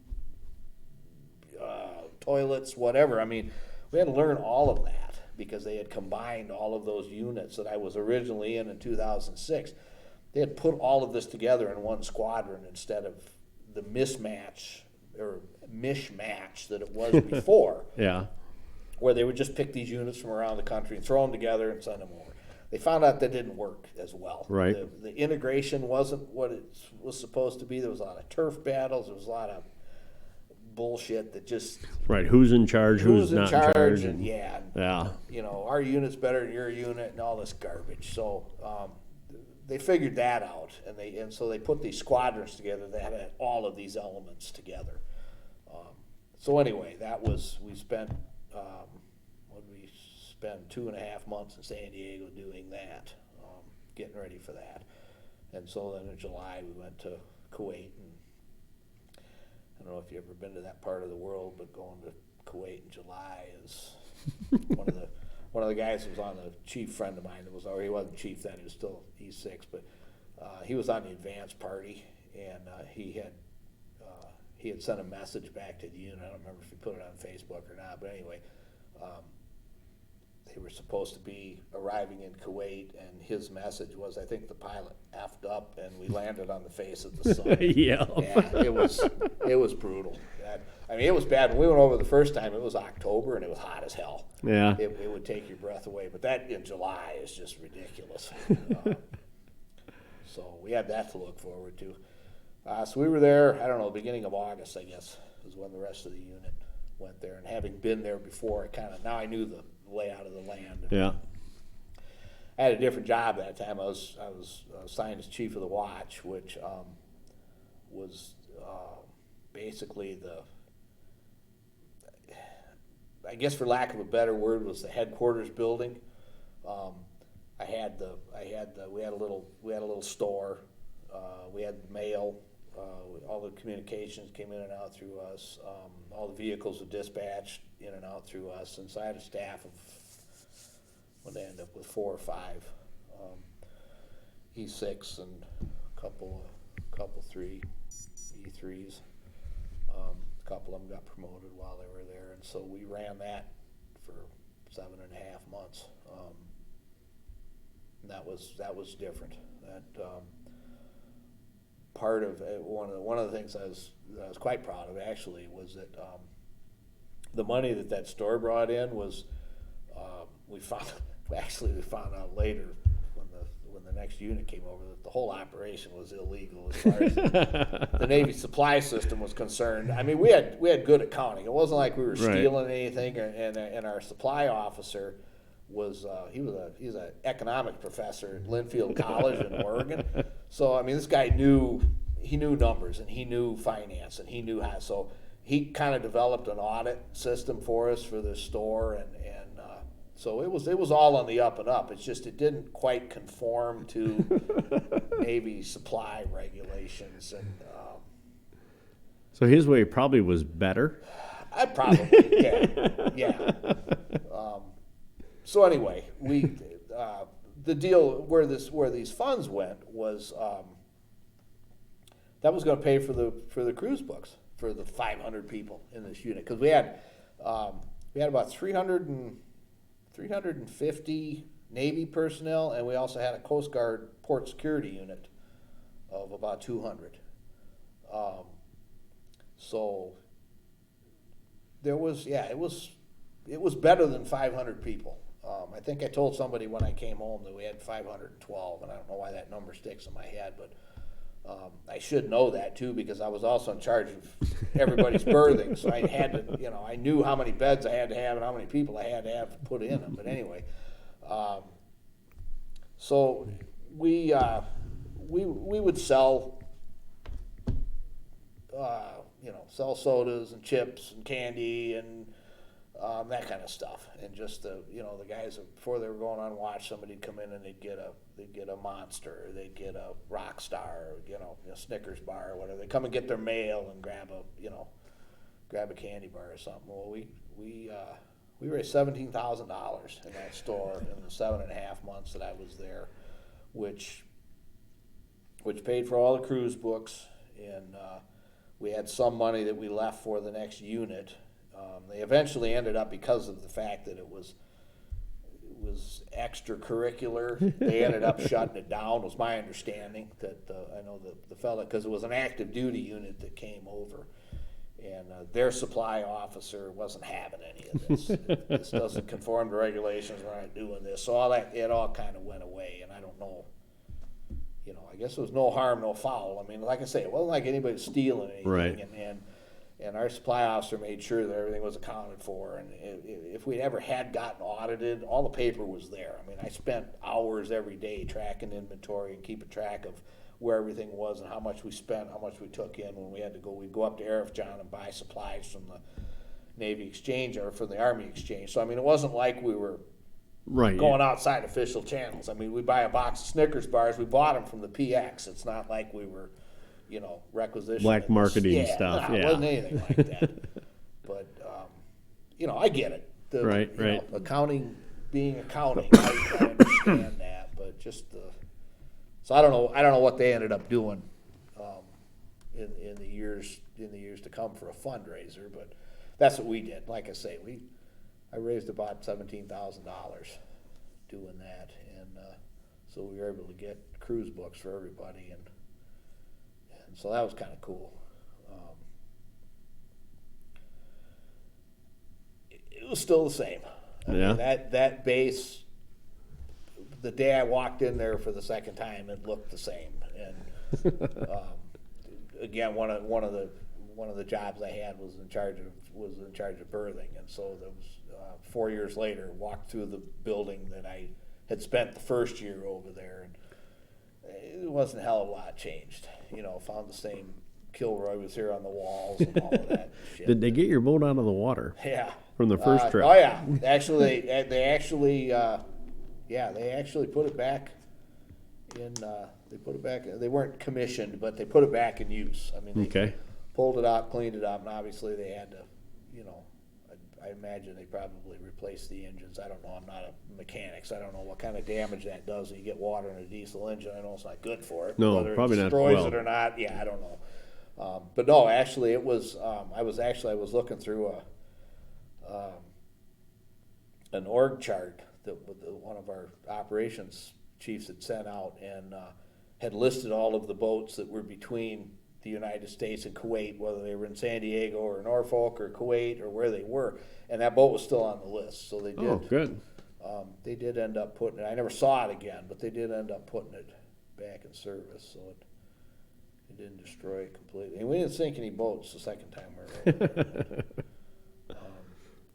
So yeah, and then the other thing that I had to stay on top of was I was also in charge of, because yes, it's a war zone, but it's not a hot spot. It attracted VIPs. Mm-hmm. Because they could come over there, and if they were there for 30 days, they got all this free tax-free money and all this. Yeah. So, we'd get the occasional congressman, or we'd get the occasional admiral or general or ambassador, and just the people that, because the squadron and the group, the squadron was part of a group in the Navy structure. It's and I think that was a 1-star that was in charge of that. But the people that were on group staff had to come over and check things out. And if they happened to be there for 30 days, when all the money they earned was tax-free, and because it was still a combat zone. So there was a lot of that bullshit going on. Well, I had to arrange for, make sure that we kind of ran a little hotel over there. One of the buildings that we used, going back to Desert Storm, or actually to the Iraqi invasion, that part of the base is where the Kuwaiti officers were, and a lot of their officers were murdered in their staterooms. The Iraqis just kicked the door in and just lit them all up. While the Kuwaitis, being the Kuwaitis, nothing to do with those rooms, they just walked away from them, here. Yeah. So the United States took over that little section of Kuwait Navy base, and that's where they called it Camp Patriot, but it was an Army garrison basically. They were in charge of it. They were in charge of all the logistics, but the Navy was the larger occupier of that. And there was 2 National Guard units that made up that Army garrison. One was from Florida, and one was from Rhode Island. And so there was a Spec 4 that she was actually in charge of the buildings. It was almost all Navy that stayed in there, because all of our officers had their own, the captain had his own room, and the executive officer and a lot of our lieutenants, and they had their own rooms, just our HIP. Right.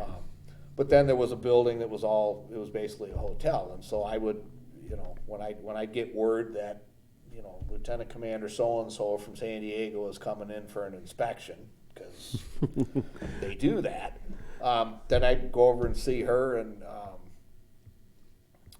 Spec 4, Specialist Mason, and I'd go over and see her, and she'd get me a room, and we'd figure out the schedule. Okay, the guy's coming in, and then we would get the room ready. My crew would go over, and we'd take bedding and make sure it was clean and everything. And but you could see in these rooms, because they didn't fix, when the Kuwaitis walked away from this, they literally walked away from it. Wow. The Navy or the Army or somebody had painted these rooms, but you could see where somebody missed, and there was a bullet hole in the wall, or the cinder block had a big chip out of it from a .22, or the door jamb was all kicked to shit, because that's where they kicked the door open, and all the Army did was put hasps and padlocks on them. They didn't fix all of that, but it was painted. But obviously something had gone on here. Well, that's so. You think about that. Mm-hmm. You think about you're standing in this room that somebody was probably murdered in. Yeah.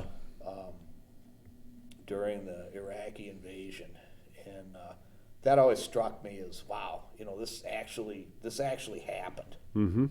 I read about this, but this actually happened. I mean, there was a beach house down because the obviously the Navy base is on the beach. On the beach, there was a block wall. It was kind of a windbreak from the rest of the base, where they had lined up people and executed, and the wall was all pockmarked and shot and shit. And just as an aside, I did a 3-week AT in Pearl Harbor, and we had set up our camp on a open field there on Ford Island. And I was walking around, or I was driving around the base. I don't remember what I was doing. I was looking for something, or I had to go get something, but I drove by a building that had obviously been there on December 7th, 1941. And the building was all shot to hell. I mean, they didn't really fix it much. I mean, you could see. So this is, going on 70 years later. It was the same reaction I had to that I had to these rooms in Kuwait. Wow, this is where that actually happened. Yeah. And those are the kinds of things because obviously, you'd asked earlier about the people that I graduated from high school with. If you weren't in the military, you didn't have that kind of access to the base, number one. I mean, you'd take the little boat out to the USS Arizona and go back to, the Park Service part. But where you could walk by a building that was, that was actually there on December 7th and see the damage that was still there. Yeah. Because you don't just fix cinder blocks. I mean, They are what they are. Paint them, but they are what they are. Yeah. Those are the kinds of things that the average person never gets to see. I mean, and it probably doesn't mean as much to them. Maybe not. But the fact that it was 70 years ago, and my folks weren't even in the Navy at that point. You read about that, you've heard about Pearl Harbor, you've seen Tora, Tora, Tora. I mean, you know all this, but when you're actually standing there and physically witnessing that, that, like I said earlier, this is where the Iraqi invasion happened. Obviously, this military base was under siege by the Iraqi army, and this is where they executed people, and this is where this happened, and the scars are still there. Like I say, for one thing, because the Kuwaitis just walked away from it. There was a whaling boat.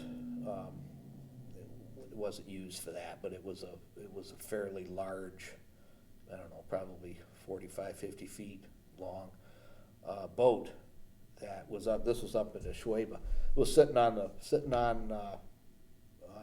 piers up on the dock. There had been Kuwaiti. It was a Kuwait Navy vessel, and the Iraqis had handcuffed those sailors to that boat and then sank it in the harbor. Oh, wow! And all the Kuwaitis did was pull it up out of the water, got their people, because the Islam requires that. And there's a whole other story going along with this. Basically, Islam requires that a body be left for 24 hours, as I understand it, be left for 24 hours before anybody moves it, because they believe it may. They may come back to life, or they have to wait that long for the soul to leave, or something. I'm not exactly sure what. I just know it's a 24-hour. Well, they just pulled this boat out of the water, recovered those bodies, and left that boat right where they sat it. I mean, that was kind of how the Kuwaitis reacted to shit. Yeah. But that's the kind of stuff that the Iraqis did to, and then they wonder why the Kuwaitis don't trust them. The Kuwaitis don't like them. Well, it's because you came to our country and you were dicks. Right. You killed our people. You did shit like that. Yeah. And that's, we were talking about Pearl Harbor, and 70 years later, and a lot of those memories that fade. I met a lot of people in Kuwait that were.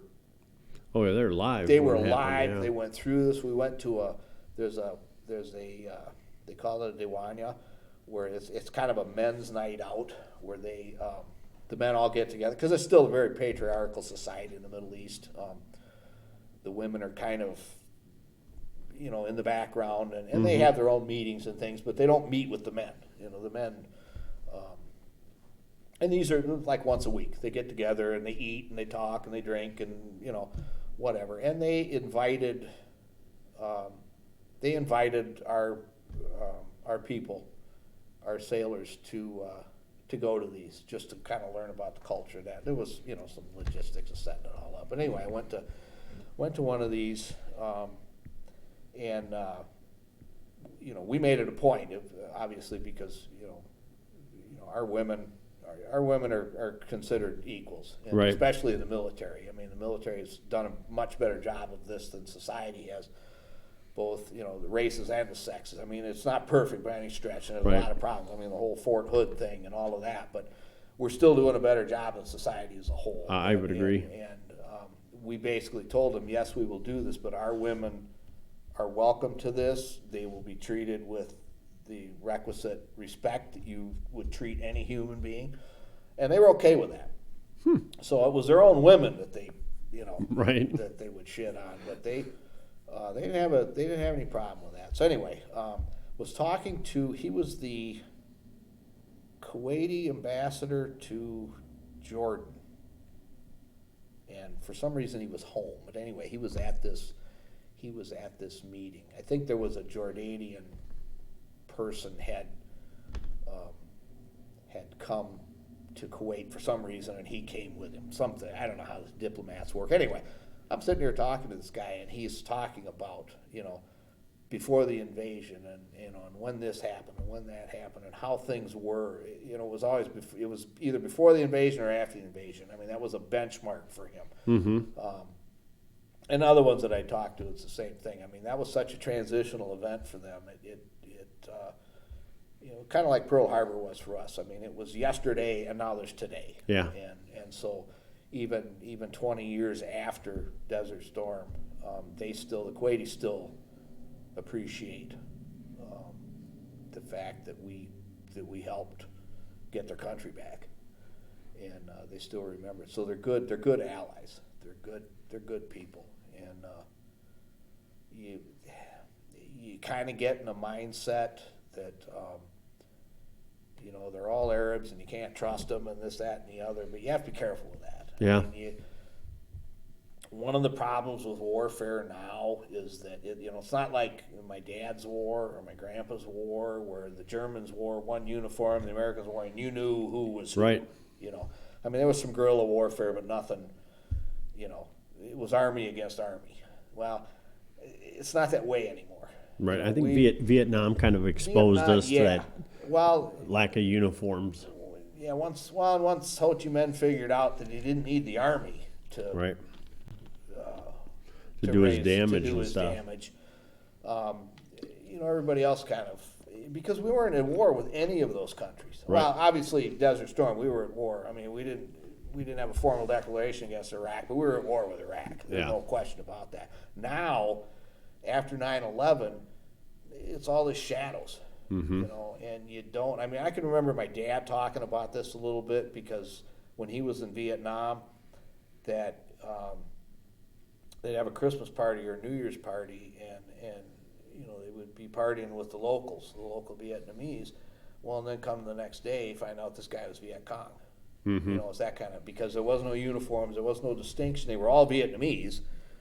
So it's kind of the same thing over there. I mean, the average Kuwaiti is okay with us and remembers what we did, but they have their rogues. And the problem is they're not wearing it on a sign, so you don't know. And it was always a little disconcerting when the Navy goes into a country like this. I mean, the whole hearts and minds thing, and they hire locals.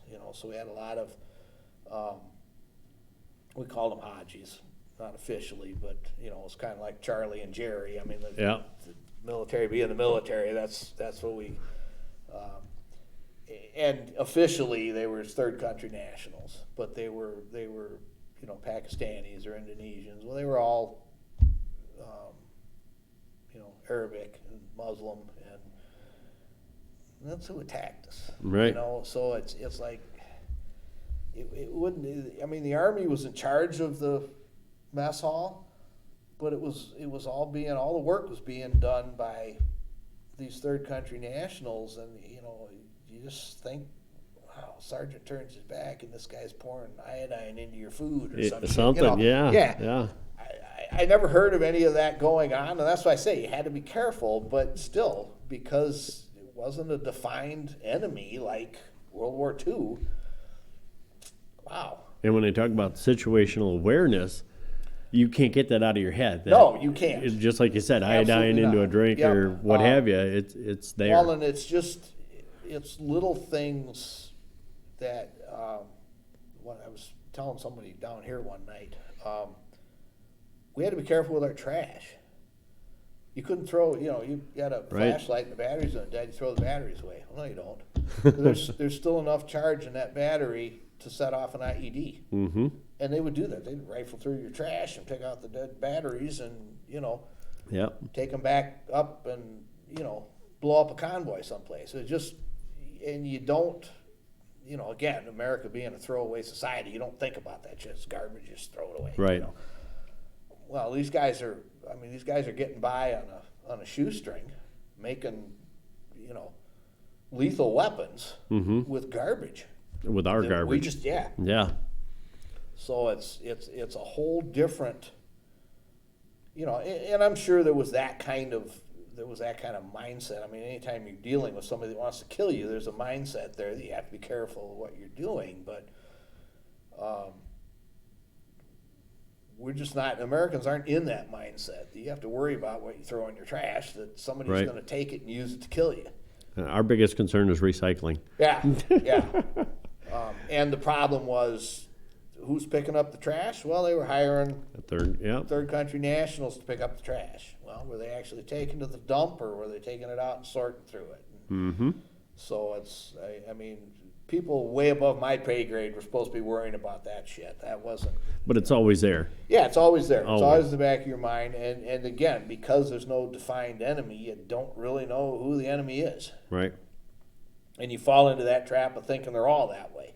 Yep. Or just the opposite. Or the opposite. That none of them are. None of them are. When you Well, drop we're your in guard. Kuwait, it's a friendly country, and yada, yada, yada. Well, but Kuwait, like I say, Kuwaitis don't do anything for themselves, so they hire all of this help in from the rest of the Arab world. Mm-hmm. Well, there's a bunch of those people that just flat don't like us. So you don't know. I mean, they were supposed to be vetted by the Army and by the United States before they could be hired, but you know how that works. Right. I mean, You're these going to have guys, people slipping through the cracks. you know. I mean, they had in Iraq, they had locals that were working on base that were part of the Iraqi police force, turning fire on our own Well, troops. and they're still doing that in Afghanistan. Yeah. The Yep. police or the training or whatever, and next thing you know, this guy's opening fire on people that were his friends yesterday. Well, he was a plant, Right. obviously. Yep. And but so it's an element of warfare there that, when you're talking to older veterans, sometimes they don't get that because Right.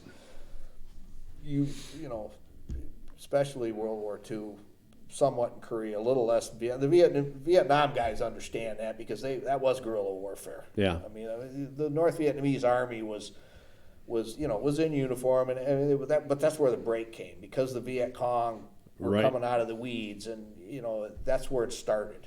And I think there were some in Korea, with North Korea mixing with China or Chinese soldiers, but there also were some in the South that believed in what the North did. So there was. Oh, sure, and So yeah, there was no. There were uniforms, but there were also, I guess you'd call. I don't want to call them elite, but the guerrilla warfare. guerrilla warfare. Yeah. And Yeah. and that's obviously is one of the problems when you have which I mean the Korean War was in essence a civil war. Mm-hmm. When you have two sides of the same hegemony of people fighting against each other, you're going to have that. Yep. Because not to be racist about it, but they all look the same. They do. What do you Yep. It's not like and obviously there was German Americans, so it wasn't so much, but you knew who the Germans were. Right. Well, we could put the same thing to our Civil War. We all looked the same. Yeah, yeah. During the battle. Yeah. So it's not a racist thing at all. It really is There's just. the definition is gone. Right. And There's nobody wearing a hat saying I'm on the South, I'm on the North, or Exactly. I'm with the Vietnamese, I'm South Vietnamese. It just didn't. That's yeah. So I hear what you're saying. Yeah.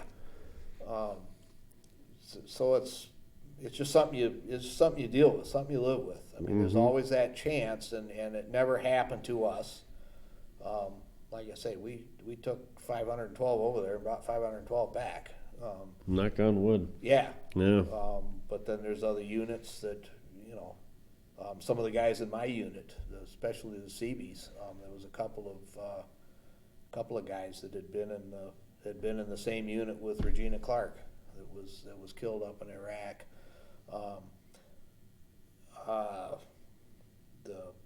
Her name escapes me right now. Yankee, the hospital corpsman from Madison, had been with an MCB 25 that was killed. You know, she was over there as a medic, and you know, and was killed. So there was a monument at the Reserve Center in Madison. I think they moved it to the new Reserve Center, but the Marine Company out of there lost, I think, 4 people. You know, and obviously they were up in Iraq, doing the door to door. The whole it was a lot more of a war zone. They were actually shooting at you up there, but we never had, to my knowledge, we never had any issue with that down in Kuwait. But we were still pretty well locked down. I mean, we didn't get. The Army and the Navy made sure that we had everything we needed inside the base. But in that same token, we had terrorists hit the United States. When you're in Kuwait, you know, like you're in their backyard now. So yeah. You know, that was one thing that my commanding officer always told us is that they only have to be right once. Yeah. You know, we got to be right every time. Yep. They only have to be right once. So it does. You take it seriously. I mean, you might go over there thinking that it's a piece of cake, or this ain't that big a deal, or the war's up north. But you quickly learn that it's all there. Yeah. It's scary. You know, I mean, you don't cower in fear. You go do your job, but you pay attention. And like you said earlier, I mean, your situational awareness, you know, where you sit in a room, where you're driving down the highway, you're in a group, and you're always looking out for each other, and it's just, you know, it is what it is. It's survival instinct. But that's what changes so many combat vets is that absolutely is that exposure. Yeah. But and that fear, I don't even want to call it fear. Like awareness is probably the best. Well, it's hypervigilance is what. Yeah. I mean, that's when they talk about PTSD. I mean, that's one of the things they talk about, that you are so hypervigilant for so long, and then you come back to the United States. You can't just turn that off. No, you got survival and mission. That's Yep. what you're living Yep. on every day over there. And they said the hardest part for a veteran coming back is all of a sudden having to deal with paying their bills, going to the grocery store. It's the simple things in life when they're not used to that. Well, or they know. they can't get out of that hypervigilant mindset. I mean, Right. You talk about a guy driving down the road and there's some pile of shit laying alongside the road. Well, over there, that pile of shit has a whole different meaning. Yeah. Than the fact that somebody threw a McDonald's bag out in out in the street here in America. Because over there, That could be death. that could be death. Yep. But your reaction is the same. You know, you're looking, going under the bridges, and you're looking. You know, do you need to? Probably not. But it's like I say, you can't just turn that on and off. Right. You know, I think my wife finally understands why I don't like to sit in a room unless I've got my back to the wall. Yep. You know, I just like to be able to scan the room. Mm-hmm. And that's just a minor thing, but it's Yeah, well, you know your way out. You know what's going on. You can see everything that's going on in front of you. And it's just somebody that's not been exposed to that doesn't understand that. It's just a place at the table. I don't know what is it. Nope. You know, and I'm not. You know, I don't feel like that it's affected me to the point where I go into a panic or anything. I'm just not comfortable. Right. I know this guy's a friend of mine that was wounded in Iraq. Fireworks drive him crazy. I mean, he had an IED blow up. almost cut him in half, killed his buddy. Fireworks are hard on him. Mm-hmm. Just something simple like that. I mean, 4th of July, he's a little edgy, and I get it. Yeah. I get it. Yeah. Oh yeah. So there's no, and that's one of the things I guess that I like about being in a veterans organization like this is that, the ability to talk to other people. You don't have to explain that shit because they already understand it. Right. You can talk about it at a different level where I didn't have to spend an hour explaining to you why, and you're not going to get it anyway. Right. I don't have to explain it because It's kind of built in during your training. yeah, Yeah. That we are this. That we do things a certain way. So, like you said, when a vet comes back from Desert Storm, Iraq, even back in the days of Vietnam, Afghanistan now, you understand what they're talking about because you're training. Just because something didn't go bad during our training, we know what they were doing, why they're doing it that way, and then when they go, well, this happened, then you're going, oh, okay. I get it now. Yeah. That I was going to tell this story before, that we were talking about training earlier and how it gets to be automatic, which is the idea. Right. Right. Because in a combat situation or an emergency situation, you don't have time to think about what you're going to do. You just do it. Right. And back to when the boat sank. Keep in mind, I'd been out of the Navy 20 years at that point, 25 since I'd first gone aboard ship. And when I went in the water in 2006, the very first thing that came to my mind was get away from this boat so it doesn't suck you under. Mm-hmm. Because that was one of the things that abandoned ship training that we took in 1977, 78 was when you go in the water, swim away from that vessel. I mean, get away from the burning oil, but if that thing goes down, it's going to create a whirlpool. It's going to create the eddies that could take you down with it. Get away from it. And that's, that little boat, in the first place, it wasn't going to sink like a big ship. In the second place, it didn't sink completely, so it wasn't an issue. But just automatic was get away from this. Yeah. Because that was the training. That was over and over and over till you don't think about it anymore. And I went to our training officer as a lieutenant. He was a Naval Academy graduate. Doesn't really have anything to do with this, but I went to him after that, and I told him that story, and I said, I just want you to know, all of the training and the repetition and the exercises that you put us through in San Diego, we thought you were a pain in the ass at the time, but when you actually have to employ that training and it just comes automatically because of the work, and I told him this, I said, I appreciate the fact that you spent all of that time developing those training programs and putting us through that over and over and over again. Because when you actually have to use it, you understand why they did it. Right. Because I didn't have to think about it. You just knew. And it's a habit response. Very much so. Instead of what am I supposed to do? What am I supposed to do next? Yeah. What Because that'll cost lives. You betcha. Yeah. You betcha. So that, unfortunately, the carryover is, like I said, you can't just turn it off. Right. When you're out of that situation. So. And just when you think you have it turned off, so just out of the blue, something will happen. Yep. And it's like, you're right. You're not there, but it makes you respond. Yep. With that training wise, Yeah.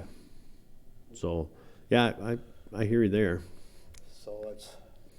So anyway, where are we? We're 2011.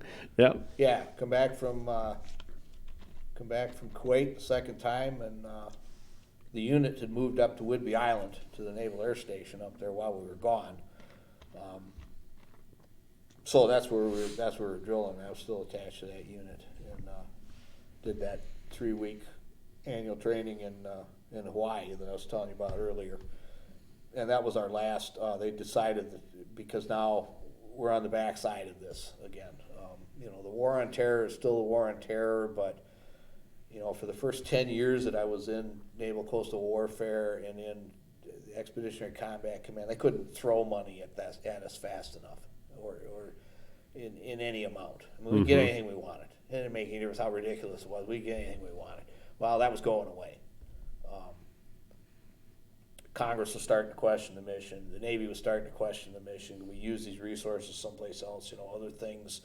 Other things were happening in the world that maybe we need to redirect some resources. So one of those redirection of resources was that my unit, Bezron 9, was decommissioned or disestablished, I guess. The difference being that if they disestablish it, they can reestablish it with a lot less, apparently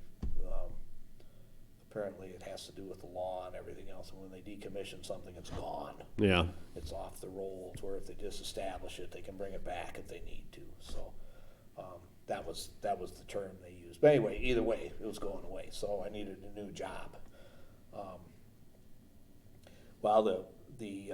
The reserve centers have what they call an operational support unit, which is they don't have a mission themselves, but their mission is to train the sailors in the basic things that you need to do in the Navy, your medical, your online training, things that we have to do, your OPSEC and all these other things. These units take care of that, and then you're assigned to a gaining command like I was, where then you go and drill with them, and we take care of all your admin things. And these units were getting fairly large, and I have, and obviously being retired now, it's not my Navy anymore, I don't care, but I've always questioned the wisdom of that.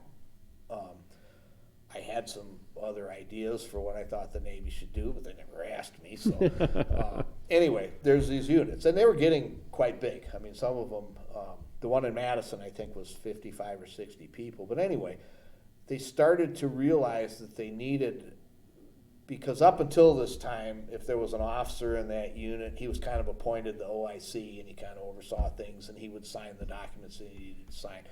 But there was no real command structure. There was no, the chiefs were the same way. I mean, they kind of oversaw their own divisions, but they were assigned to gaining commands elsewhere in the Navy too. So the Navy started to realize that these units were getting big enough that they needed command structures, and so they created a commanding officer position and a senior enlisted position for each one of these units, which up until this point they'd never done before. Well, this came about the same time that they disestablished my unit, and so I was looking for a new job. And they were supposed to be E8 billets, senior chief billets. I was still a chief, E7. But I applied for, there wasn't one in Madison because that unit, I think the units had to be 75 people to get the commanding officer and the senior enlisted. The one in Madison wasn't big enough, but the one in Milwaukee was at the reserve center up there. So I applied for that, and I got it. So I had to, the effect of that was I had to transfer then reserve centers. I was no longer attached to Madison at all, because now my gaining command was that operational support unit. Okay. I was one of two people that were permanently assigned to that unit, so I didn't travel anymore, other than I would do my 1 weekend a month, 2 weeks a year in Milwaukee at that reserve center and take care of that unit. Enforce the standards and get the training done and make these kids, they're kids now because I was, mid-50s at this point, and make sure that they're ready to go when they get to their gaining command. They don't have all this administrative garbage they were supposed to have done. All that's done. So the unit doesn't have to worry about any of that. They can go and train you for the mission. They don't have to worry about all this other, your medical's taken care of, your other paper training and other things are done. So now we can concentrate on training you for the mission, and that was the advantage of these units. So I went into that senior enlisted leader for that unit in Milwaukee, and then I was promoted to senior chief. I think I was there a year and a half maybe, and actually I was out in Norfolk I was taking a class because I had to. there wasn't a lot to do for my 2 weeks at the Reserve Center in Milwaukee, because during the week, I did it a couple of times, but usually what I would do was I'd take classes, either continuing education or advanced training in leadership or reserve structure, or there was a public speaking, communications thing, equal opportunity, all those things that now the chief petty officers are the enforcers of that, and the teachers of that. Well, obviously, if you're going to teach the Navy's equal opportunity policy, you kind of need to know how you're teaching. So, Right. I took a 1 week class for that down in Great Lakes. But anyway, I was sitting out flew into Norfolk, and I'd never been on the East Coast, so this was all new to me. Found the car rental place and got my rental car, and I think I had forgotten to turn my phone on when I got off the plane, and didn't think anything about it. Well, I'm in the car, and I'm trying to do my GPS so I can find my way to I think I was going to Little Creek for that school, the amphibious base there outside of Norfolk. And like I said, I'd never been to the East Coast. I had absolutely no idea where this was. So I'm trying to set my GPS up on my phone, and when I turned it on, I got this text message from this chief friend of mine out in Washington State, and she says, "Congratulations on being selected for senior chief." And I'm like, "The hell are you talking about?" And she had taken a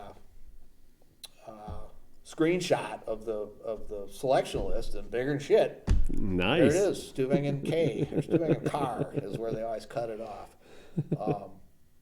So, I mean, I knew I was up for it, but I'd been up for it 3 times before that, and, did get it. So I didn't, kind of figured I'd be retired as an E7, but didn't make any difference either way. I mean, You're going to do the mission anyway. well, right, and that in the Navy, you can, the billets, the jobs are assigned a pay grade, but you can generally go one up or one down and hold that pay grade. So that way, if a guy gets promoted or something, he doesn't have to give up that job if it's not time to rotate. So anyway, these were E8 billets, and I was an E7, so I was fine. I could have done that the rest of the time I was there. But yeah, I get this text from Stephanie, and she's like, congratulations, another.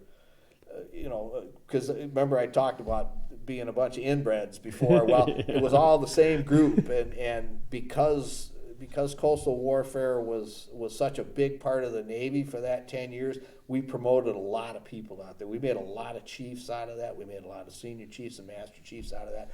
A lot of the people that I served with made those grades. So it was kind of a celebration thing that, well, there's another one. Yeah. And you'd go through the promotion list, and you could pick out all the people that you'd served with, because that mission was such an important part of the Navy that because they pick 7s, 8s, and 9s with selection boards. They get together and review your record, and then they decide who gets promoted and who. I mean, it's kind of like the other branches do at that level. Yeah. Up until that point, you take an exam. If you pass the exam with a high enough score, you get promoted. Yep. Well, at 7, 8, and 9, it's a selection board, and so now there's politics in it and all this other. But so that, because that mission was so important to the Navy, they viewed that favorably. I mean, somebody went before the selection board having done a tour in Kuwait, having been with boat units, been training boat units, been that kind of. Those guys got promoted because that's what they were looking for. So it was kind of a feather in our cap. But anyway, so I got selected for senior chief, and that was, like I say, that was the pay grade that was assigned to that bill, so I was fine. Now I was where I was supposed to be. Mm-hmm. And if I'd have been selected for E9, I could have still stayed there. But I was also on the backside of my career though too, because of the fact that I'd taken 20 years off. I was in my mid-50s, working my way towards 60. Well, at 60 years old, you have to retire, whether you want to or not. That's the law. I mean, you can get waivers for age, but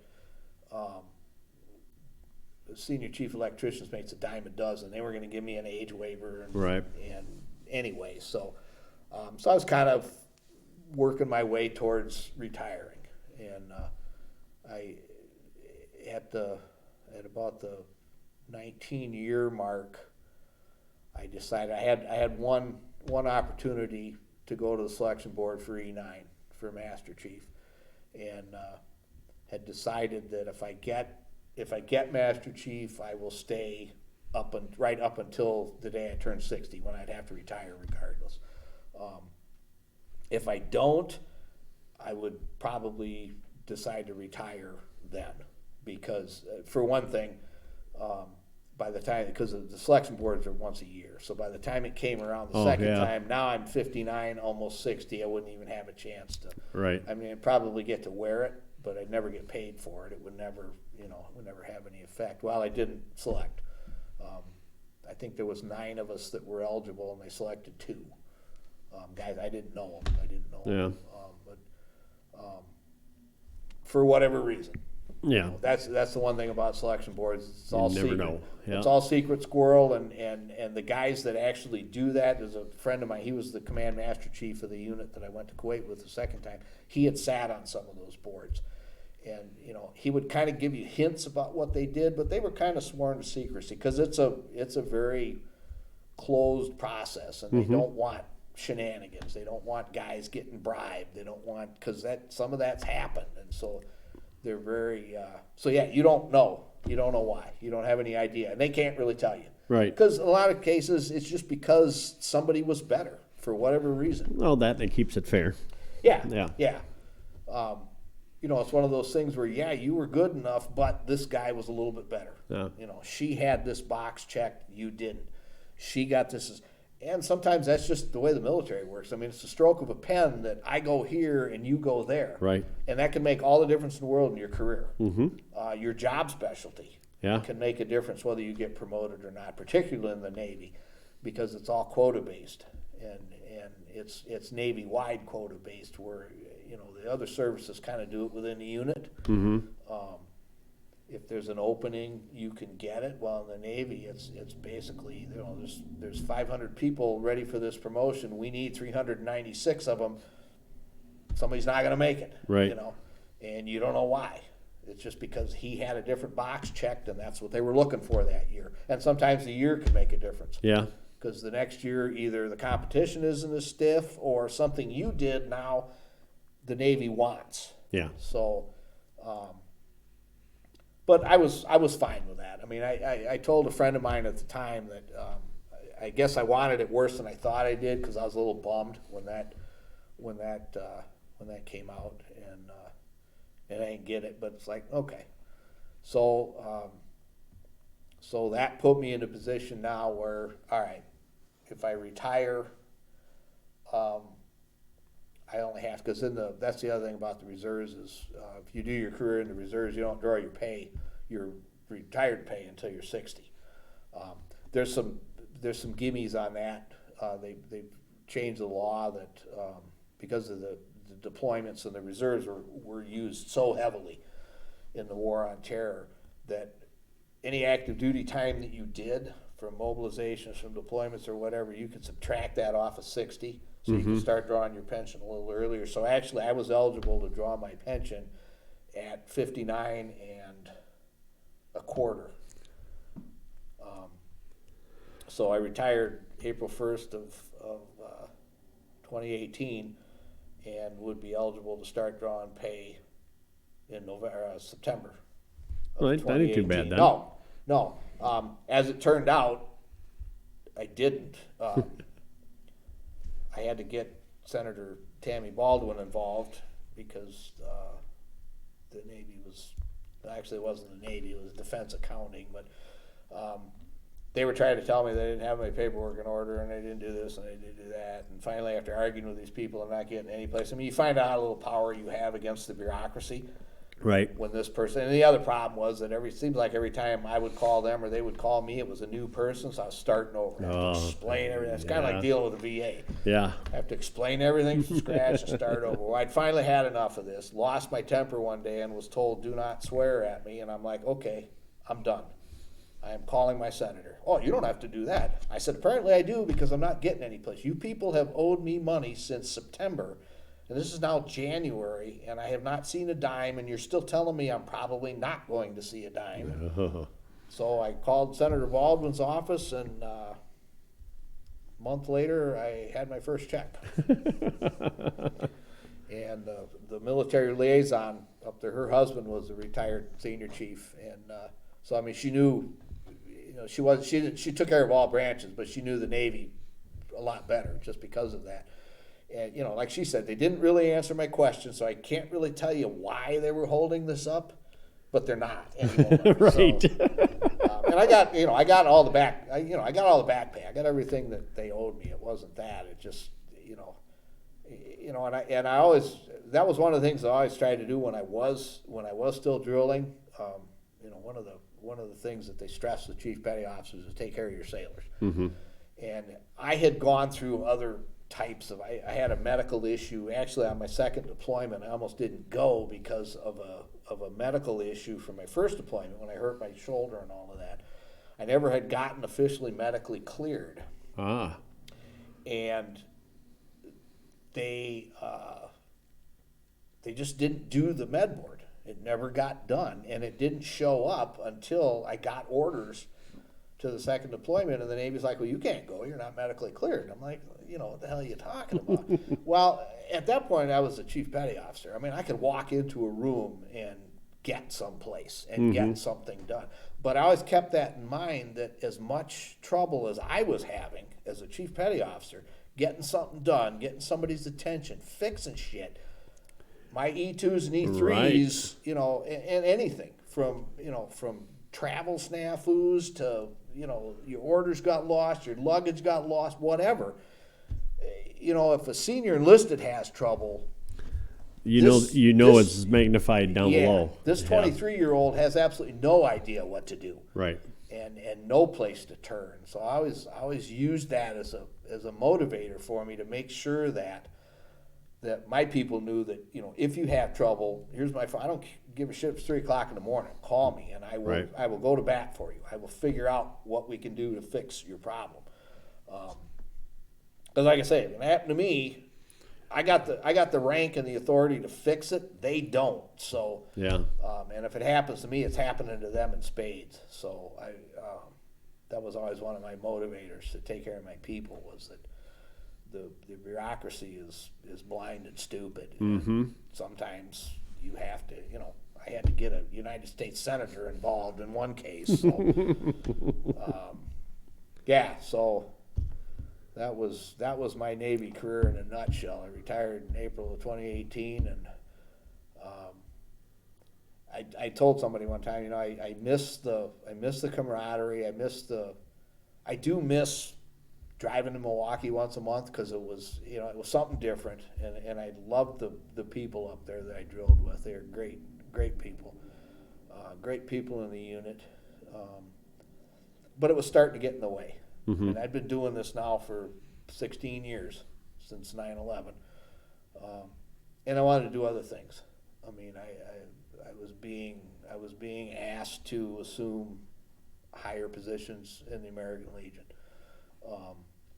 I was still working at the time. I was working for the village now. I was director of public works, and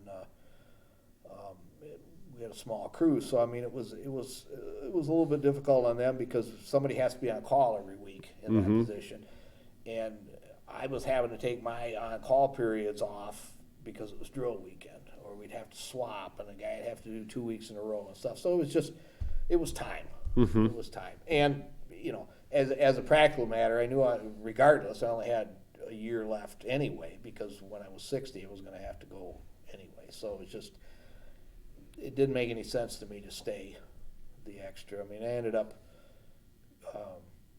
when my actual retirement date passed, which was April of 2018, I had 22 years. That's what I remember. I told you, when they put me back in the reserves, he thought I was up against it. That's where he made a mistake in the calculation, because I actually had an extra year that he didn't realize. But that all factored into the pension, and that was the other thing. When I turned 60, I was eligible for TRICARE Select insurance, and so I was able to retire from the village, because before that, when I had insurance through the village, but when you stopped working, your insurance stopped. There was no retiree benefit. It was a deal through the Teamsters, but there was no retirement. I mean, there was no retiree benefit, so your insurance stopped. Mm-hmm. Well, okay, that probably means I can't retire until I go on Medicare. Well, because I'd retired from the military, I was able to get on TRICARE when I turned 60, so I was able to retire completely then, and retired from the village then last year. So that freed up some more time. And like I say, I've been asked to assume higher positions and more responsibility at the American Legion, so I was glad to have the time. Yeah. Well, we're 2.5 hours into this. Oh, shit. Oh, God. Do you want to get into the Legion, or you want to save that for another time? I save it for another time. I mean, all righty. Well, yeah, that's a long time. Thank you much, sir. I always enjoy sitting down and talking with you. And remember, troops, keep your head up and marching forward.